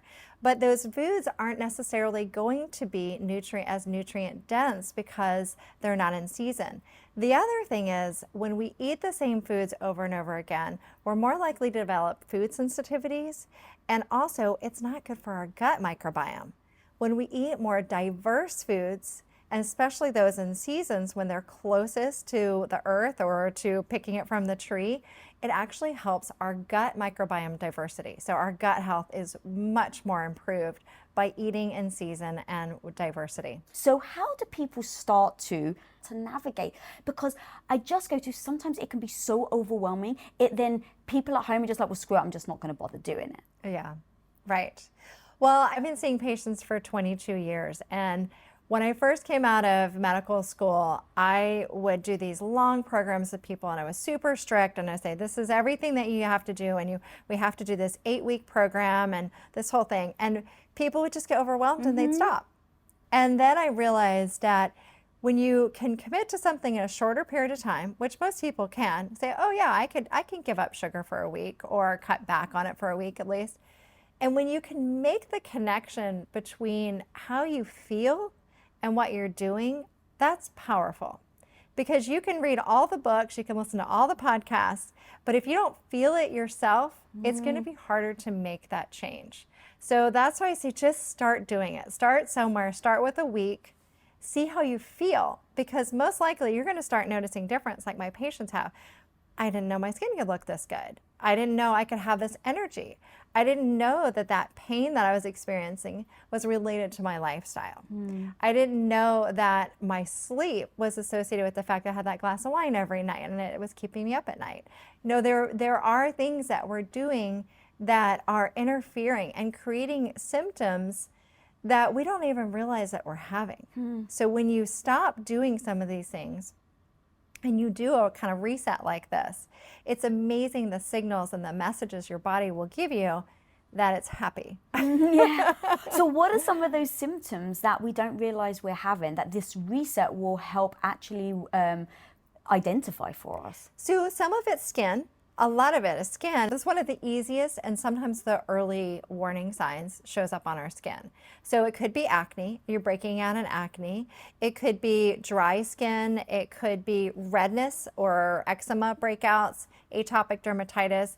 Eczema is what I had as a kid. I had a lot of that, and a lot of it can be food related, or lifestyle related. And so these are some of the things that show up on our skin. It can also be how we feel. Our energy level is a big one. If you start to feel really tired every time you eat, okay, that's a sign that maybe what you're eating isn't actually fueling your body. Even if what you're eating is a so-called healthy or superfood, it may not be what your body needs. So paying attention to the feedback that your body gives you. How are you sleeping at night? Sleep is a big one, as so many people are not sleeping. And it is completely necessary to have that sleep at night to restore our bodies, restore our skin, to restore our brain, to restore our body so that we can make it through the day in the best way possible. So if you can't fall asleep at night, you're waking up during the night, you wake up in the morning and you don't feel rested, then those are signs that something's not quite out of balance. Again, don't beat yourself up if you're having these symptoms, but just realize, wait, something's not quite right here. So what can I do to get back in balance? Okay, I love that, taking inventory of where you currently are. So I think that that's a beautiful place for people to start, of like, how do you feel when you eat? You know, one of the things for me is every time I would eat, I would just get stomach pain. And I'd be like, oh, it's just me, I guess it's just me. And then obviously now, 6 years later, 7 years later, realizing, no, like you shouldn't be getting stomach pain, you shouldn't be bloating, that's another thing. Yes. Honestly, I was always bloated. I would look at women that had flat tummies and I'm like, how? I don't understand how they get flat tummies. I thought it was, well, maybe I have to cut back on my calories. And I thought, maybe you're eating too much, Lisa. Maybe you're just eating too much. And I wasn't. Like, at some point, I was just like, I'm tired all the time because I'm not eating enough, but I don't understand why I'm still bloated. And so eventually I was like, oh, I guess it's just me. Not realizing that for me, every time I eat broccoli, right, all the foods that I was told, you gotta eat these superfoods, it made me feel bloated. And then in feeling bloated, I started to feel like I feel groggy, I feel bad, and I don't feel energized, I don't feel confident. And so to your point of recognizing how it's feeling, I think is a great first step for people to take the inventory. Once you've taken the inventory then, in your 7-day plan, how do people take that very first step? So let's say people are listening right now and they're like, all right, Dr. Trevor, I'm so excited. I want to reboot my hormones because I really want to show up and be confident. And I recognize this is a thing, but where do I start? What's that? It's day one. What do I do? Yeah, absolutely. So I do have a symptom checklist in the book. I think it's a good place to start. I also have a quiz. So hormoneseries.com/quiz is a quiz that I have women take to see kind of where they are and really do a full inventory of that, because that, again, people oftentimes think, oh, acne is normal, PMS is normal, period pain is normal, not being able to get pregnant is, like typical these days, or whatever the symptoms are, night sweats or hot flashes, insomnia. People oftentimes think, or just moodiness, oh, it's just it's that time of the month or whatever. And you just kind of blow it off. Stop blowing those off and make a list of them instead. And say, okay, these are all my symptoms, and I'm going to acknowledge them and know that they're there and that I don't have to live with these anymore. And so I think that's the first place, because it's a motivating thing. If you can go, okay, that's all my symptoms and I don't need those anymore. The bloating, the, not being able to lose weight, whatever it is, these are things that you can get a hold of. The first step is to do an inventory of what's going on with your body. Then the second thing is to really make a plan and make a commitment to sticking with that plan. And so for me, I think that 7 days is a great place to start, because I do feel like a week is easy to do, and it's also enough time that you can start to see a difference in the way you feel. And this is what I've noticed with my patients, is when they make that connection, then they get to choose what they, how they want to live. Like, do you want to be up all night with night sweats because you had that? But the thing is it's very empowering and it's very individualizing. So people can learn from themselves, hey, I don't do well with broccoli, even though it's a superfood, because I just don't digest it very well. And that's just an example. Most people seem to do really well with broccoli, or you may find that steaming it a little bit makes it easier to digest.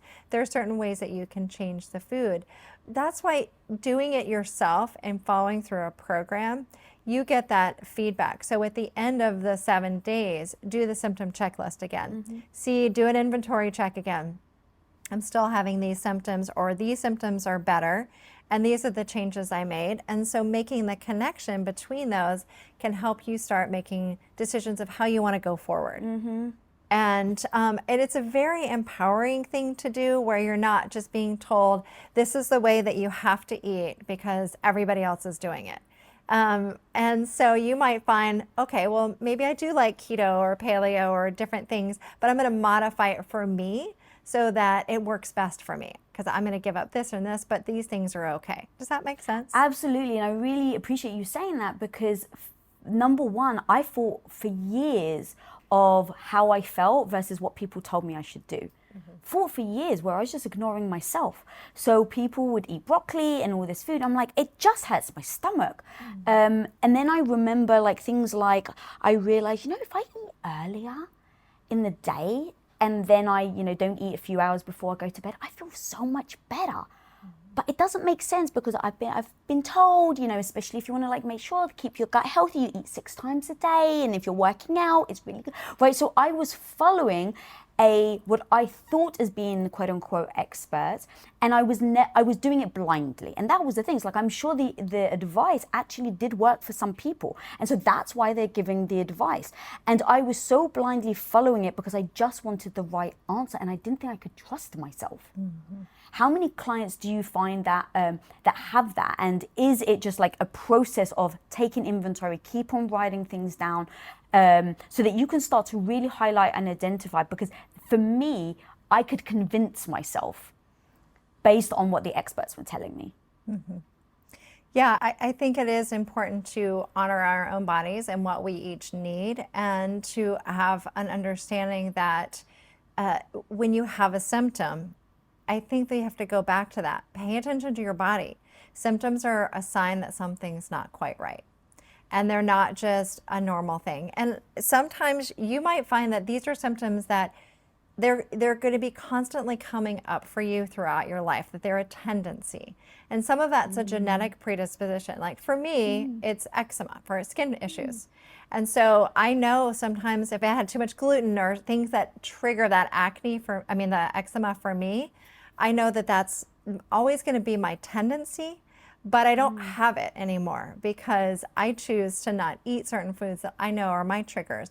I choose to keep my gut health really healthy. I choose to use really clean skincare products that help support my skin microbiome. I choose these things so I don't have the eczema. So I think a lot of times people don't realize that they have that power of their own body.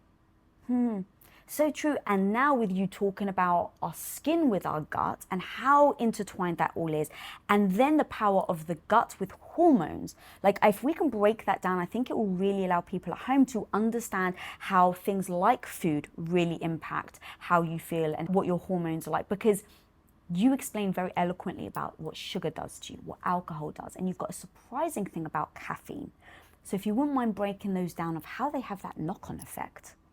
Yeah, absolutely. So, our skin, again, it's this, a lot of times we're just focusing on the outside of it, which I think we want to kind of flip it. So we want to focus more on the inside out, but also what we put on our skin is also important.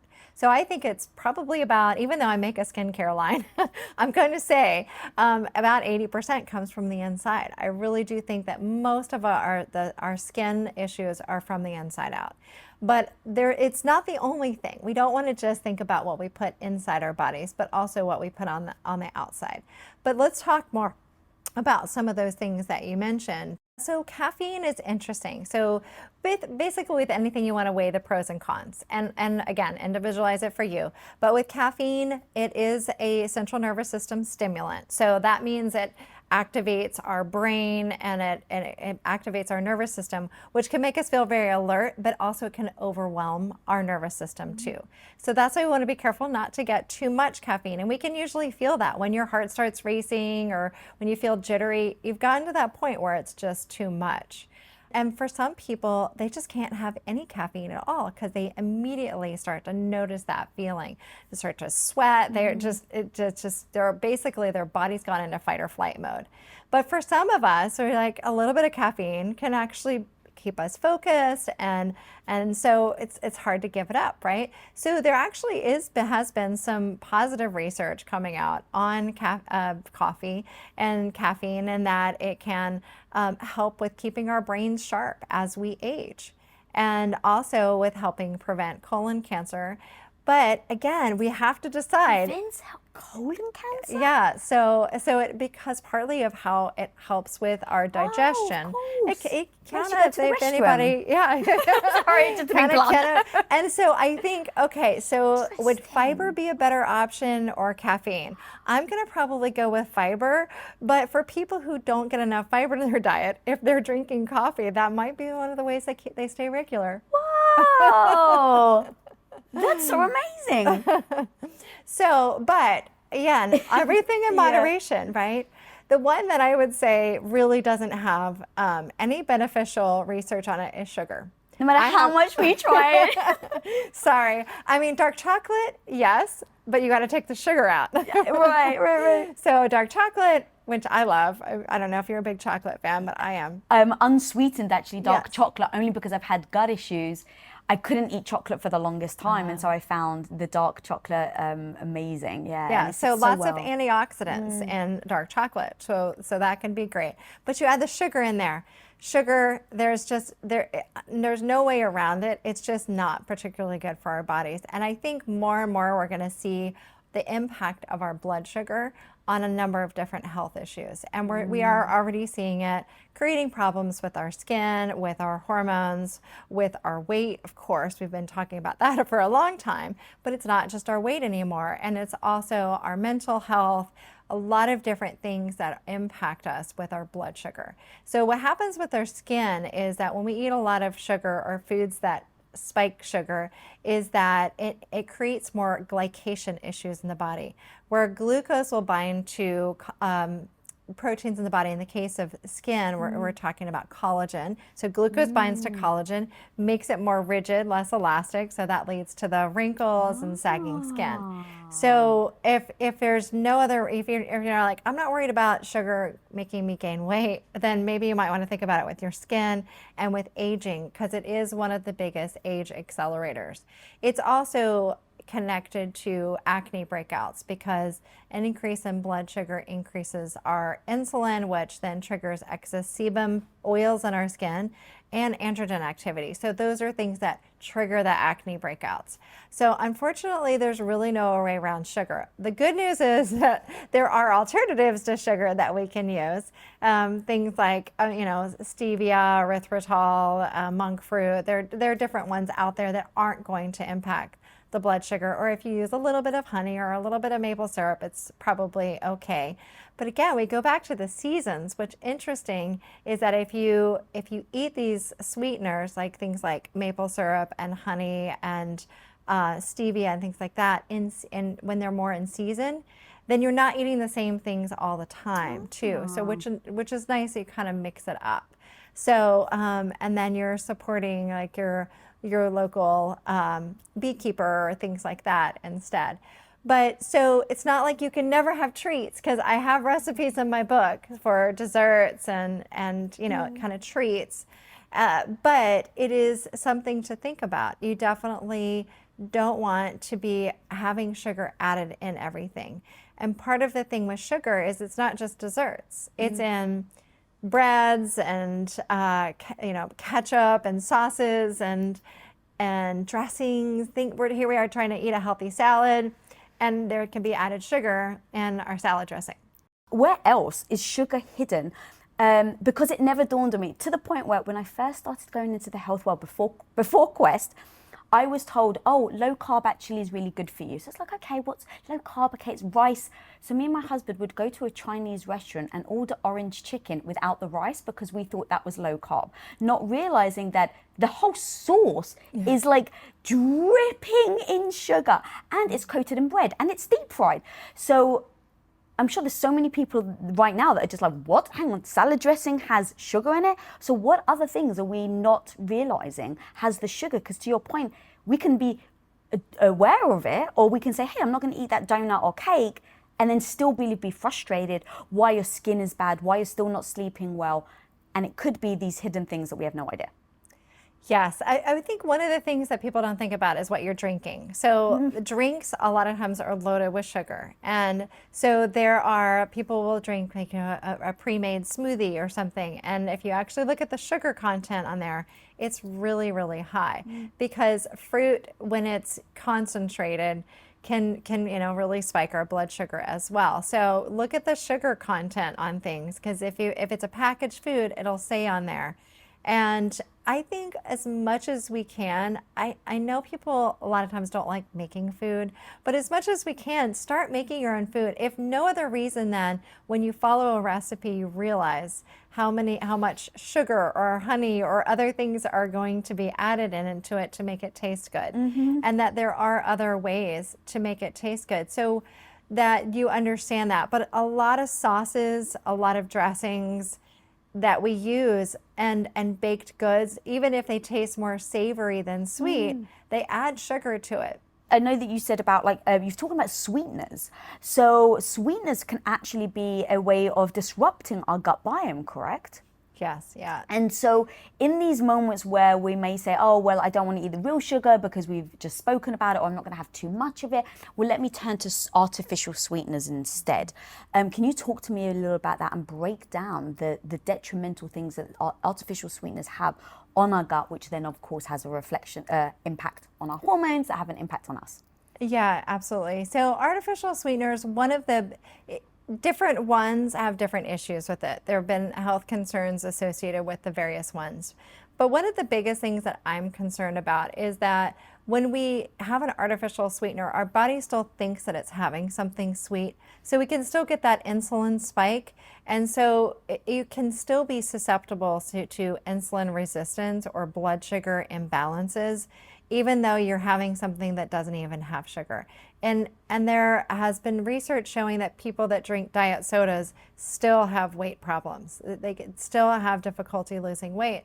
And I think we have to try and, shake that, artificial sweetener thing. And it's not the same for things like erythritol and stevia and monk fruit, things like that. It doesn't seem to create the same kind of effect.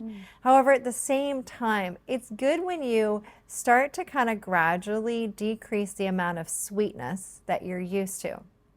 So, for example, if you're a big sweets person, just try cutting down the amount of sugar that you have in something, or if you're making it yourself, try cutting it back and putting in like some stevia or something else. And so what happens is your taste buds will adjust over time, and then you don't crave as much of the sweet thing. It's a really interesting thing that I've heard over and over and over again with my patients that they're shocked to hear about. Even when I tell them this is going to happen, and then they come back and are like, I can't believe it. I thought you were wrong. There's no way that I was ever going to be able to stop having sugar. And so it's just, you just try other things. Try to get used to having just a little bit less over time. And then you'll find that you just don't crave it as much.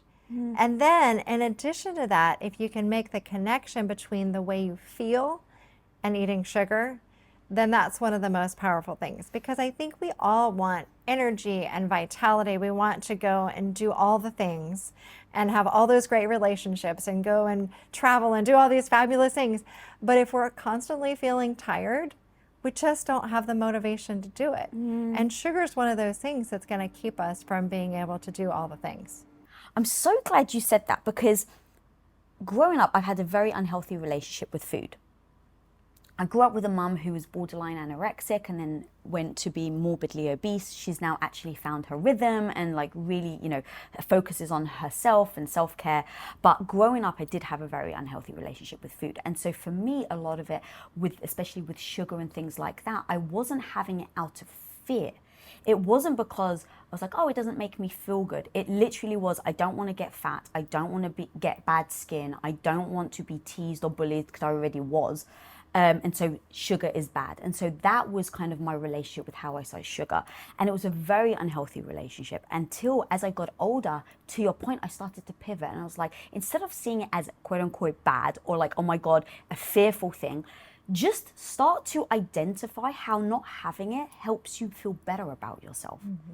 And so as I started to cut out these foods, because I was having so many gut issues, I started to really orient myself to how I was feeling. And that was, you know, what you were saying was so beautiful, and breaking that down on the sugar. If we can just identify how that has a knock-on effect, now it's up to you if you want to feel badly by having that cake or not, right? That's kind of the empowerment thing that I love so much. And now I don't judge foods. I don't even like to call foods good or bad. I just like to say this helps me or this doesn't help me.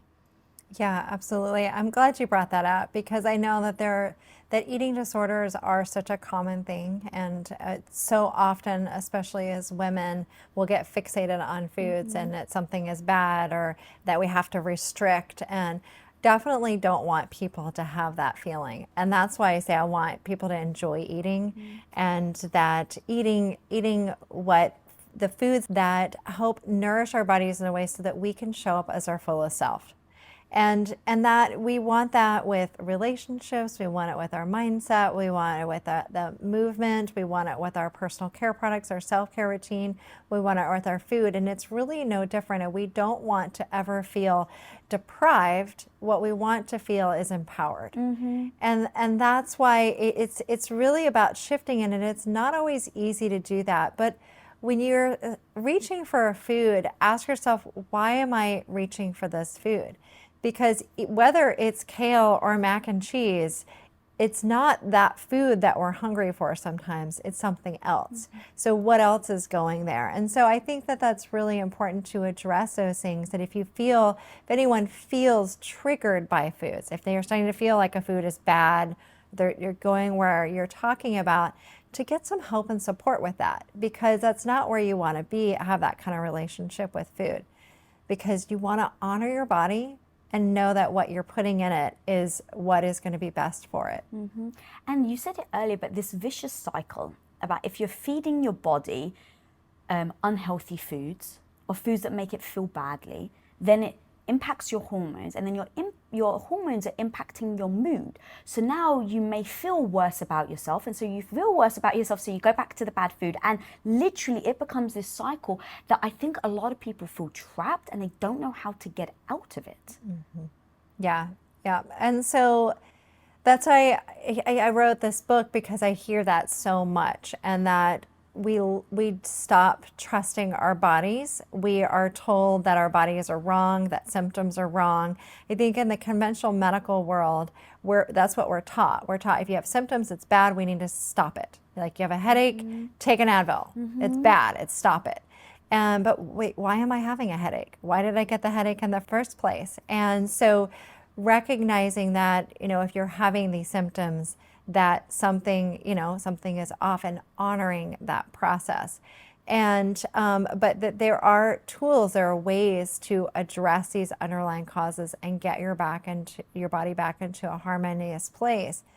Again, it's very empowering, and it affects you not only on a physical level, but also on an emotional level, because going back to hormones and neurotransmitters, these rule our health in so many more ways than most people realize. And that's why I spend a lot of time talking about hormones and neurotransmitters in this book, is that for women to really understand, and how we, so much of medicine is based on male-centered research, and that our bodies are extremely different. I mean, as women, we have very different hormones, just simply because we're able to have, or we're designed to have a baby, whether we choose to or not. But our hormones change throughout the month, throughout our lives, and it's important to realize that this research over here, and so much of the conventional medical model, is based upon men, and that we are different, and that we can honor our bodies as women, and that we do have different changes and things that we go through.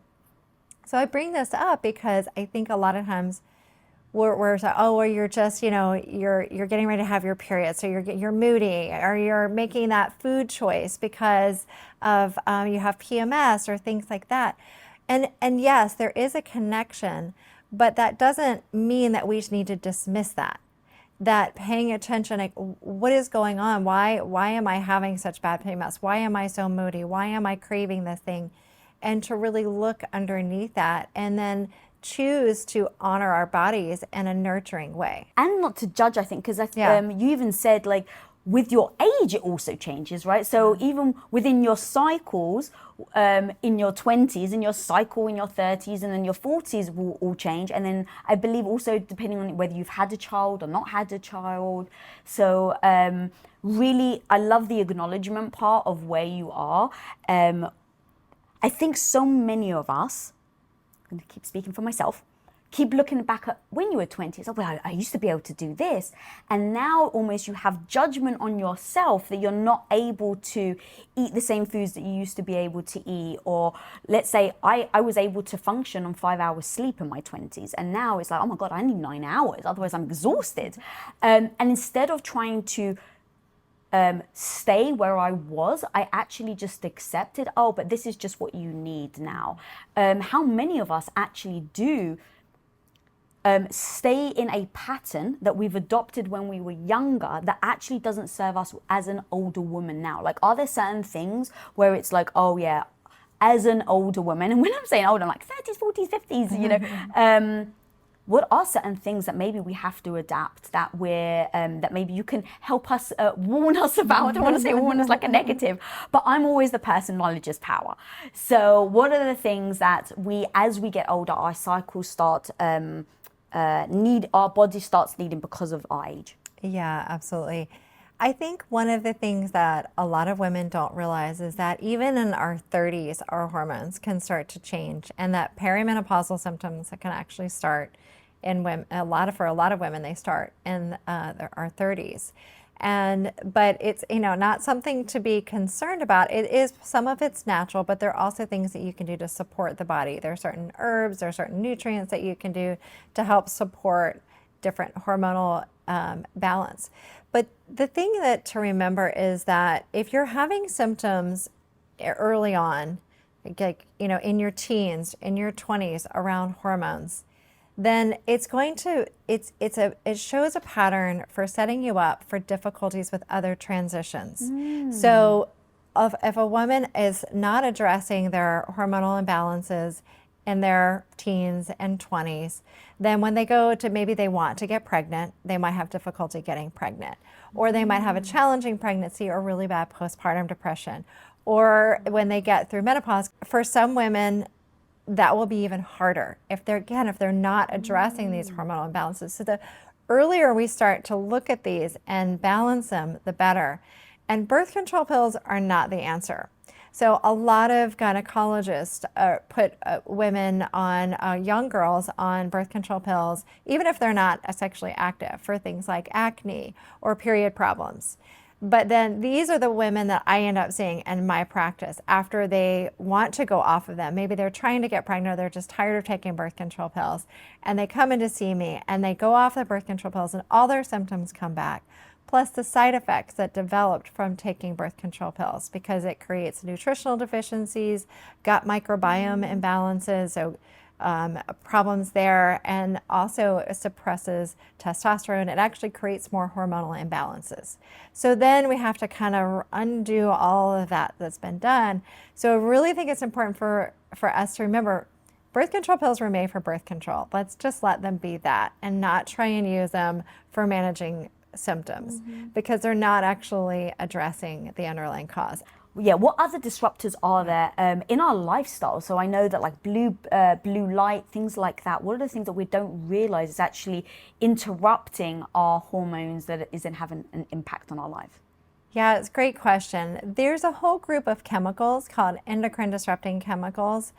They're hormone disrupting chemicals, and they're in a lot of places in our environment. They're in our air, our water, our food, personal care products, cleaning products, a lot of different places we find these endocrine disrupting chemicals. And there's been a lot of research that's come out about this group of chemicals and the exposure to them, that it's been linked to a lot of different hormonal imbalances and issues like infertility, breast cancer, thyroid disease, early puberty, all kinds of things, even obesity, because we're talking about insulin as a hormone, right? And so our hormones control so much of our health and our lives that we don't even think about, whether it's sleep, whether it's appetite, whether it's blood sugar, it's our sex hormones that have to do with our cycles and all of that.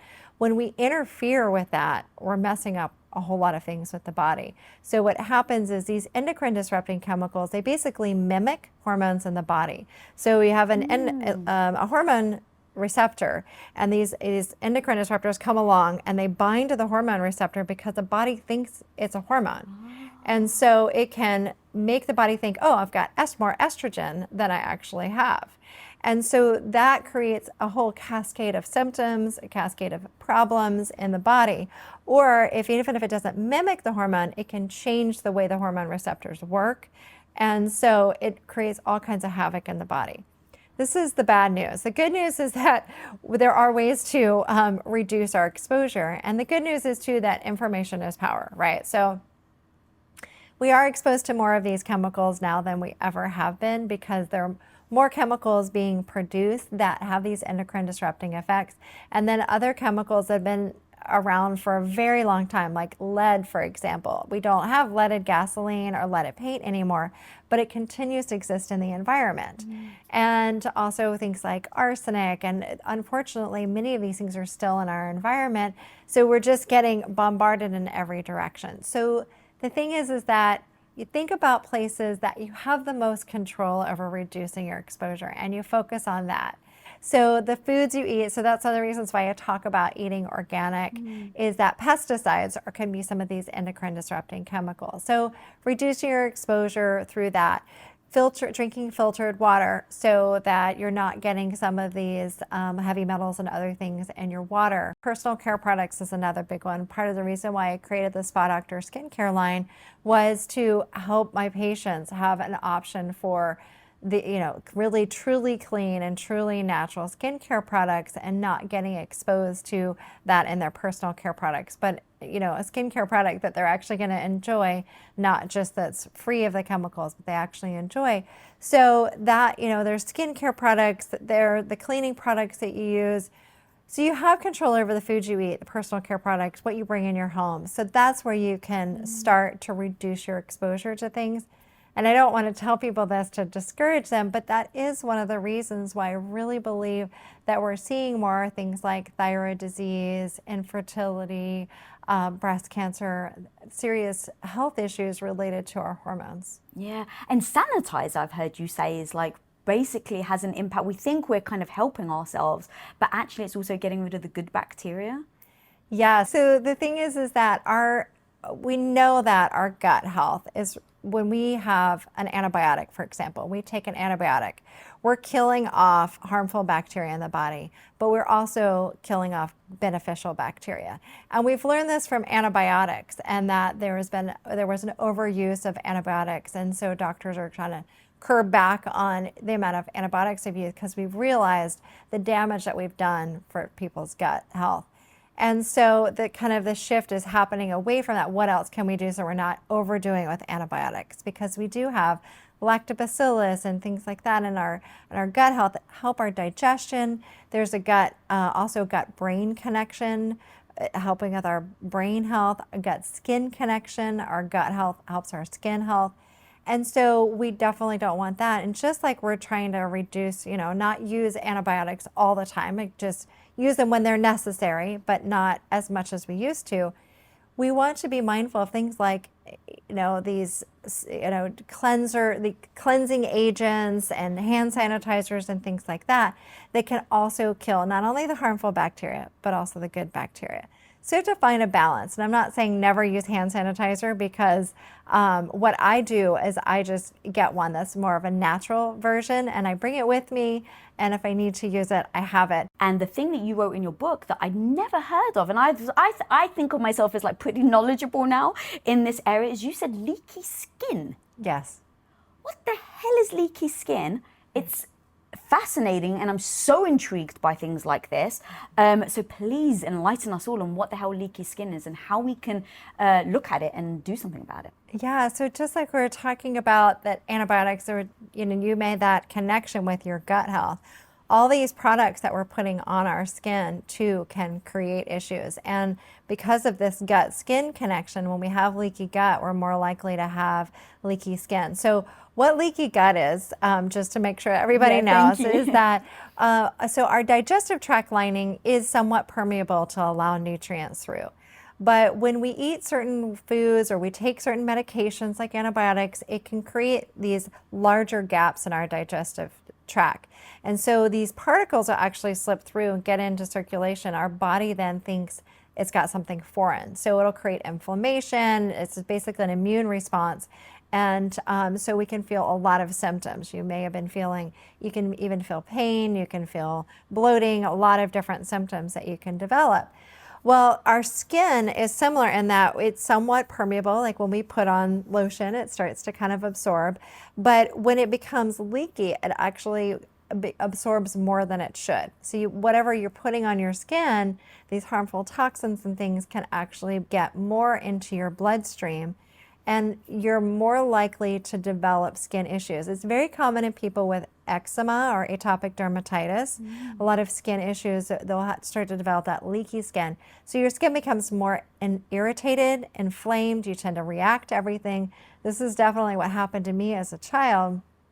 Part of it was my gut, and part of it was what I was putting on my skin. So what we can do is we can repair that, and you start from the inside out with your gut health, but also what you're putting on your skin to help heal that repair. And again, it goes back to these good microorganisms that live in our gut and that live in our skin, and we want to support them rather than just treating them all the same. So is leaky skin identified purely visually? So if there's a rash, there's something like that, because with your gut, you obviously can't see it. So I couldn't just go, oh, I've got a leaky gut. It was over months and months and months and years of testing and seeing and feeling and reading and, things like that. So is it purely like leaky skin? There is some sort of visual signal. Yeah, so you're going to notice either your skin is really red and irritated, you're very reactive to things, you may have eczema or hives or things that just show that you're constantly reacting, and that's typically where you'll see leaky skin. And in moments like that, it's better not to put like perfume and stuff like that on. Absolutely. You want to be very mindful of what you're putting on your skin because your skin is very irritated and inflamed. Just like what you probably noticed with your gut is that you had to kind of tone things back with your diet, eat a very bland, kind of simple diet until it heals. And then you can start to kind of go back to normal, like normal or whatever your healthy normal way of eating is, right? And so that's kind of how it is with skincare products. You might have to really cut back on a lot of the things that you're using, but we want to choose clean things anyway. So then sometimes I feel like our bodies are so smart. They're just yelling at us saying, pay attention. I need you to change what you're doing.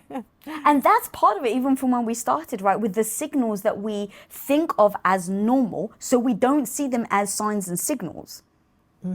Yeah, absolutely. So, I mean, I want to remind people that you can wake up in the morning and you can feel refreshed without having to get coffee. That you can actually get up. And I mean, this is what's possible. And if you're not there yet, that's okay. But this is what's possible. Because I think sometimes we forget because everybody's drinking coffee around us or something. So waking up, feeling refreshed, having energy through the day, whether it's to work out in the morning or to get started with work, and then being motivated to eat healthy foods and having a great like sex drive when you're ready to go to bed at night or wherever you're just with your partner, to have a normal appetite, not have these crazy cravings or have no appetite whatsoever. There is a way to have this balance.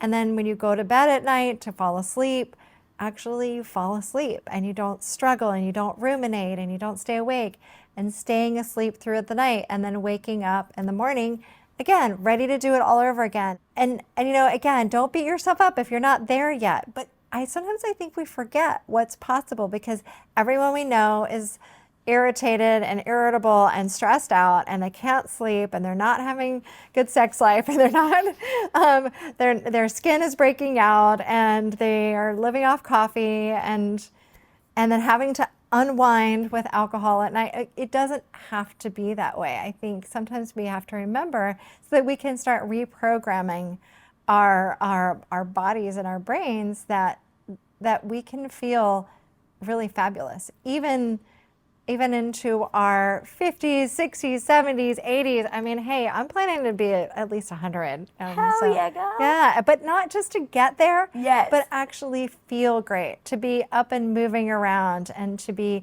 sharp and smart and having fun. Oh my God, I love that. Go. So you just said a couple of things that I was like, well, you can't just leave us hanging like that. So obviously, like things like sex is very important, especially when it comes to relationships and bonding. So are there a couple of little things you can give us as tips of like how to keep your sex hormone healthy? So let's talk about our hormones for a second because there are a couple hormones that I just mentioned these because a lot of times people don't think about these.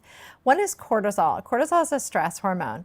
And again, we're so stressed out right now, I mean, especially going through a pandemic and all of that's related with that. People have really typically have high cortisol. So our bodies are in this state of stress. Well, when you're in a state of stress, your brain isn't going to signal, yeah, now's the perfect time to have sex and to, continue the species, right? It's going to say, no, let's not do this now because it's a dangerous situation. So that's one thing is you have to think about how can you kind of curb the stress, at least for the evening or whenever it is, just to kind of, what can you do to let go of whatever it is that's bothering you of the day and kind of do some stress management around that, let that go. So that's one thing that's really important. Another important hormone is oxytocin. Oxytocin is one of my favorite hormones because it's known as like the love or the cuddle hormone. It's actually when women give birth, it's the hormone that's released when women give birth to help them bond with their baby. That makes sense. Yeah, so when they give birth and when they're breastfeeding, they release oxytocin to bond with their baby. And that's people just like that connection, you have with the baby is that's partly why, and why you kind of forget how painful labor and delivery was. Fascinating. I didn't realize. Yes. So oxytocin is also released during orgasm. It's also released during touch and intimacy. So if you can get your oxytocin going, it'll help you bond with your partner. So when you feel that connection, especially as women, when you feel that connection, it makes you feel more in the mood. So you might need to just build up to it a little bit. So unwinding a little bit to help reduce the cortisol and the stress response, and a little bit of touch, maybe some massage, just to kind of help get in the mood. Don't expect to just hop right into it. Yeah, oh God, I love that so much.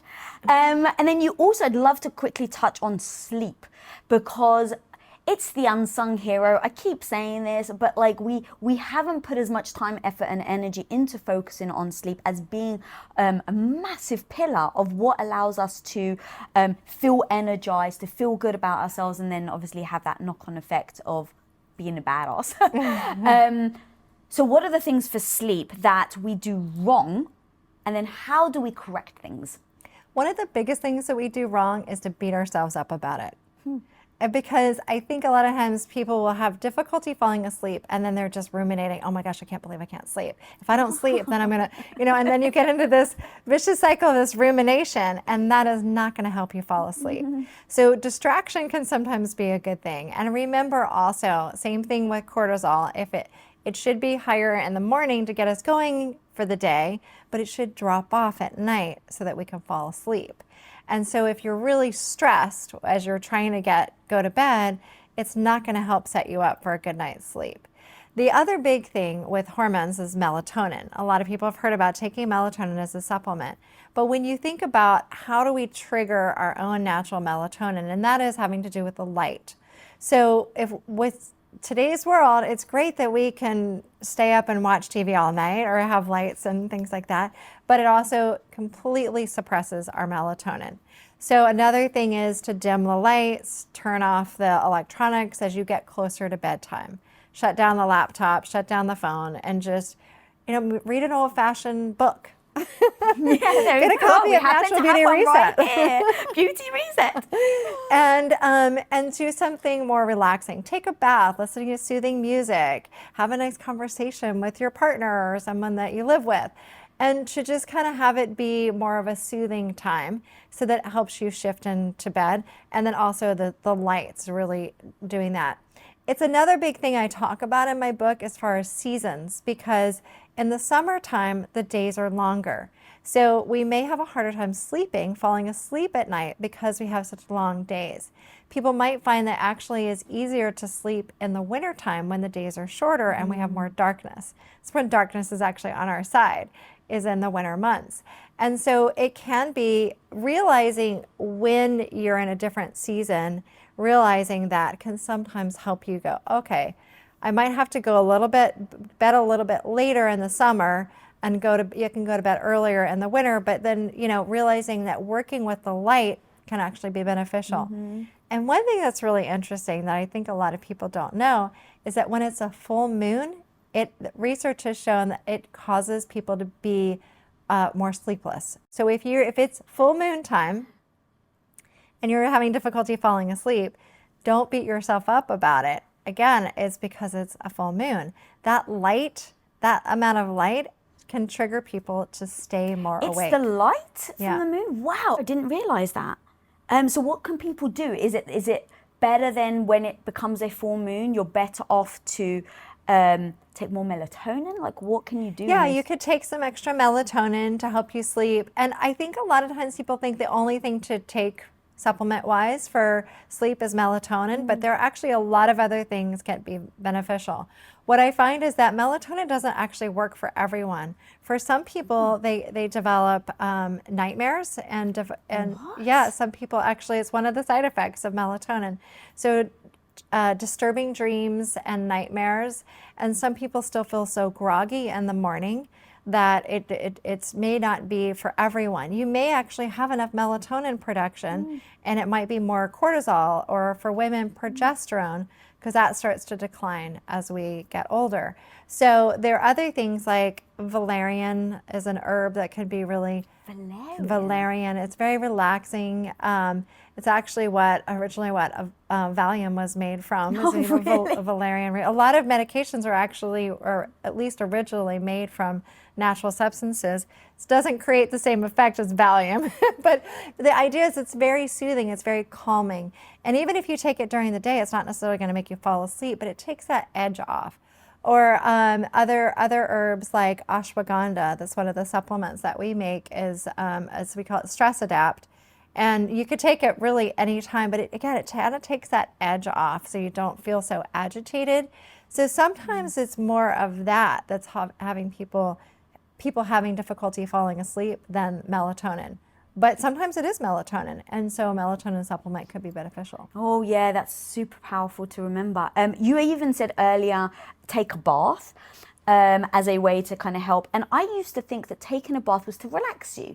So it's like it tells your muscles to relax. But I actually heard you talk about it's actually the body temperature. Yeah, a little bit of both. So one of the things I love is something like an Epsom salt bath with magnesium, because that helps relax your muscles. So that there is something to that actually can be relaxing. But yeah, the temperature change from going from a warm bath to going outside of the bath, and your temperature drop is a signal for your body, your brain signal for it's time for sleep. So you could also lower the thermostat in the evening.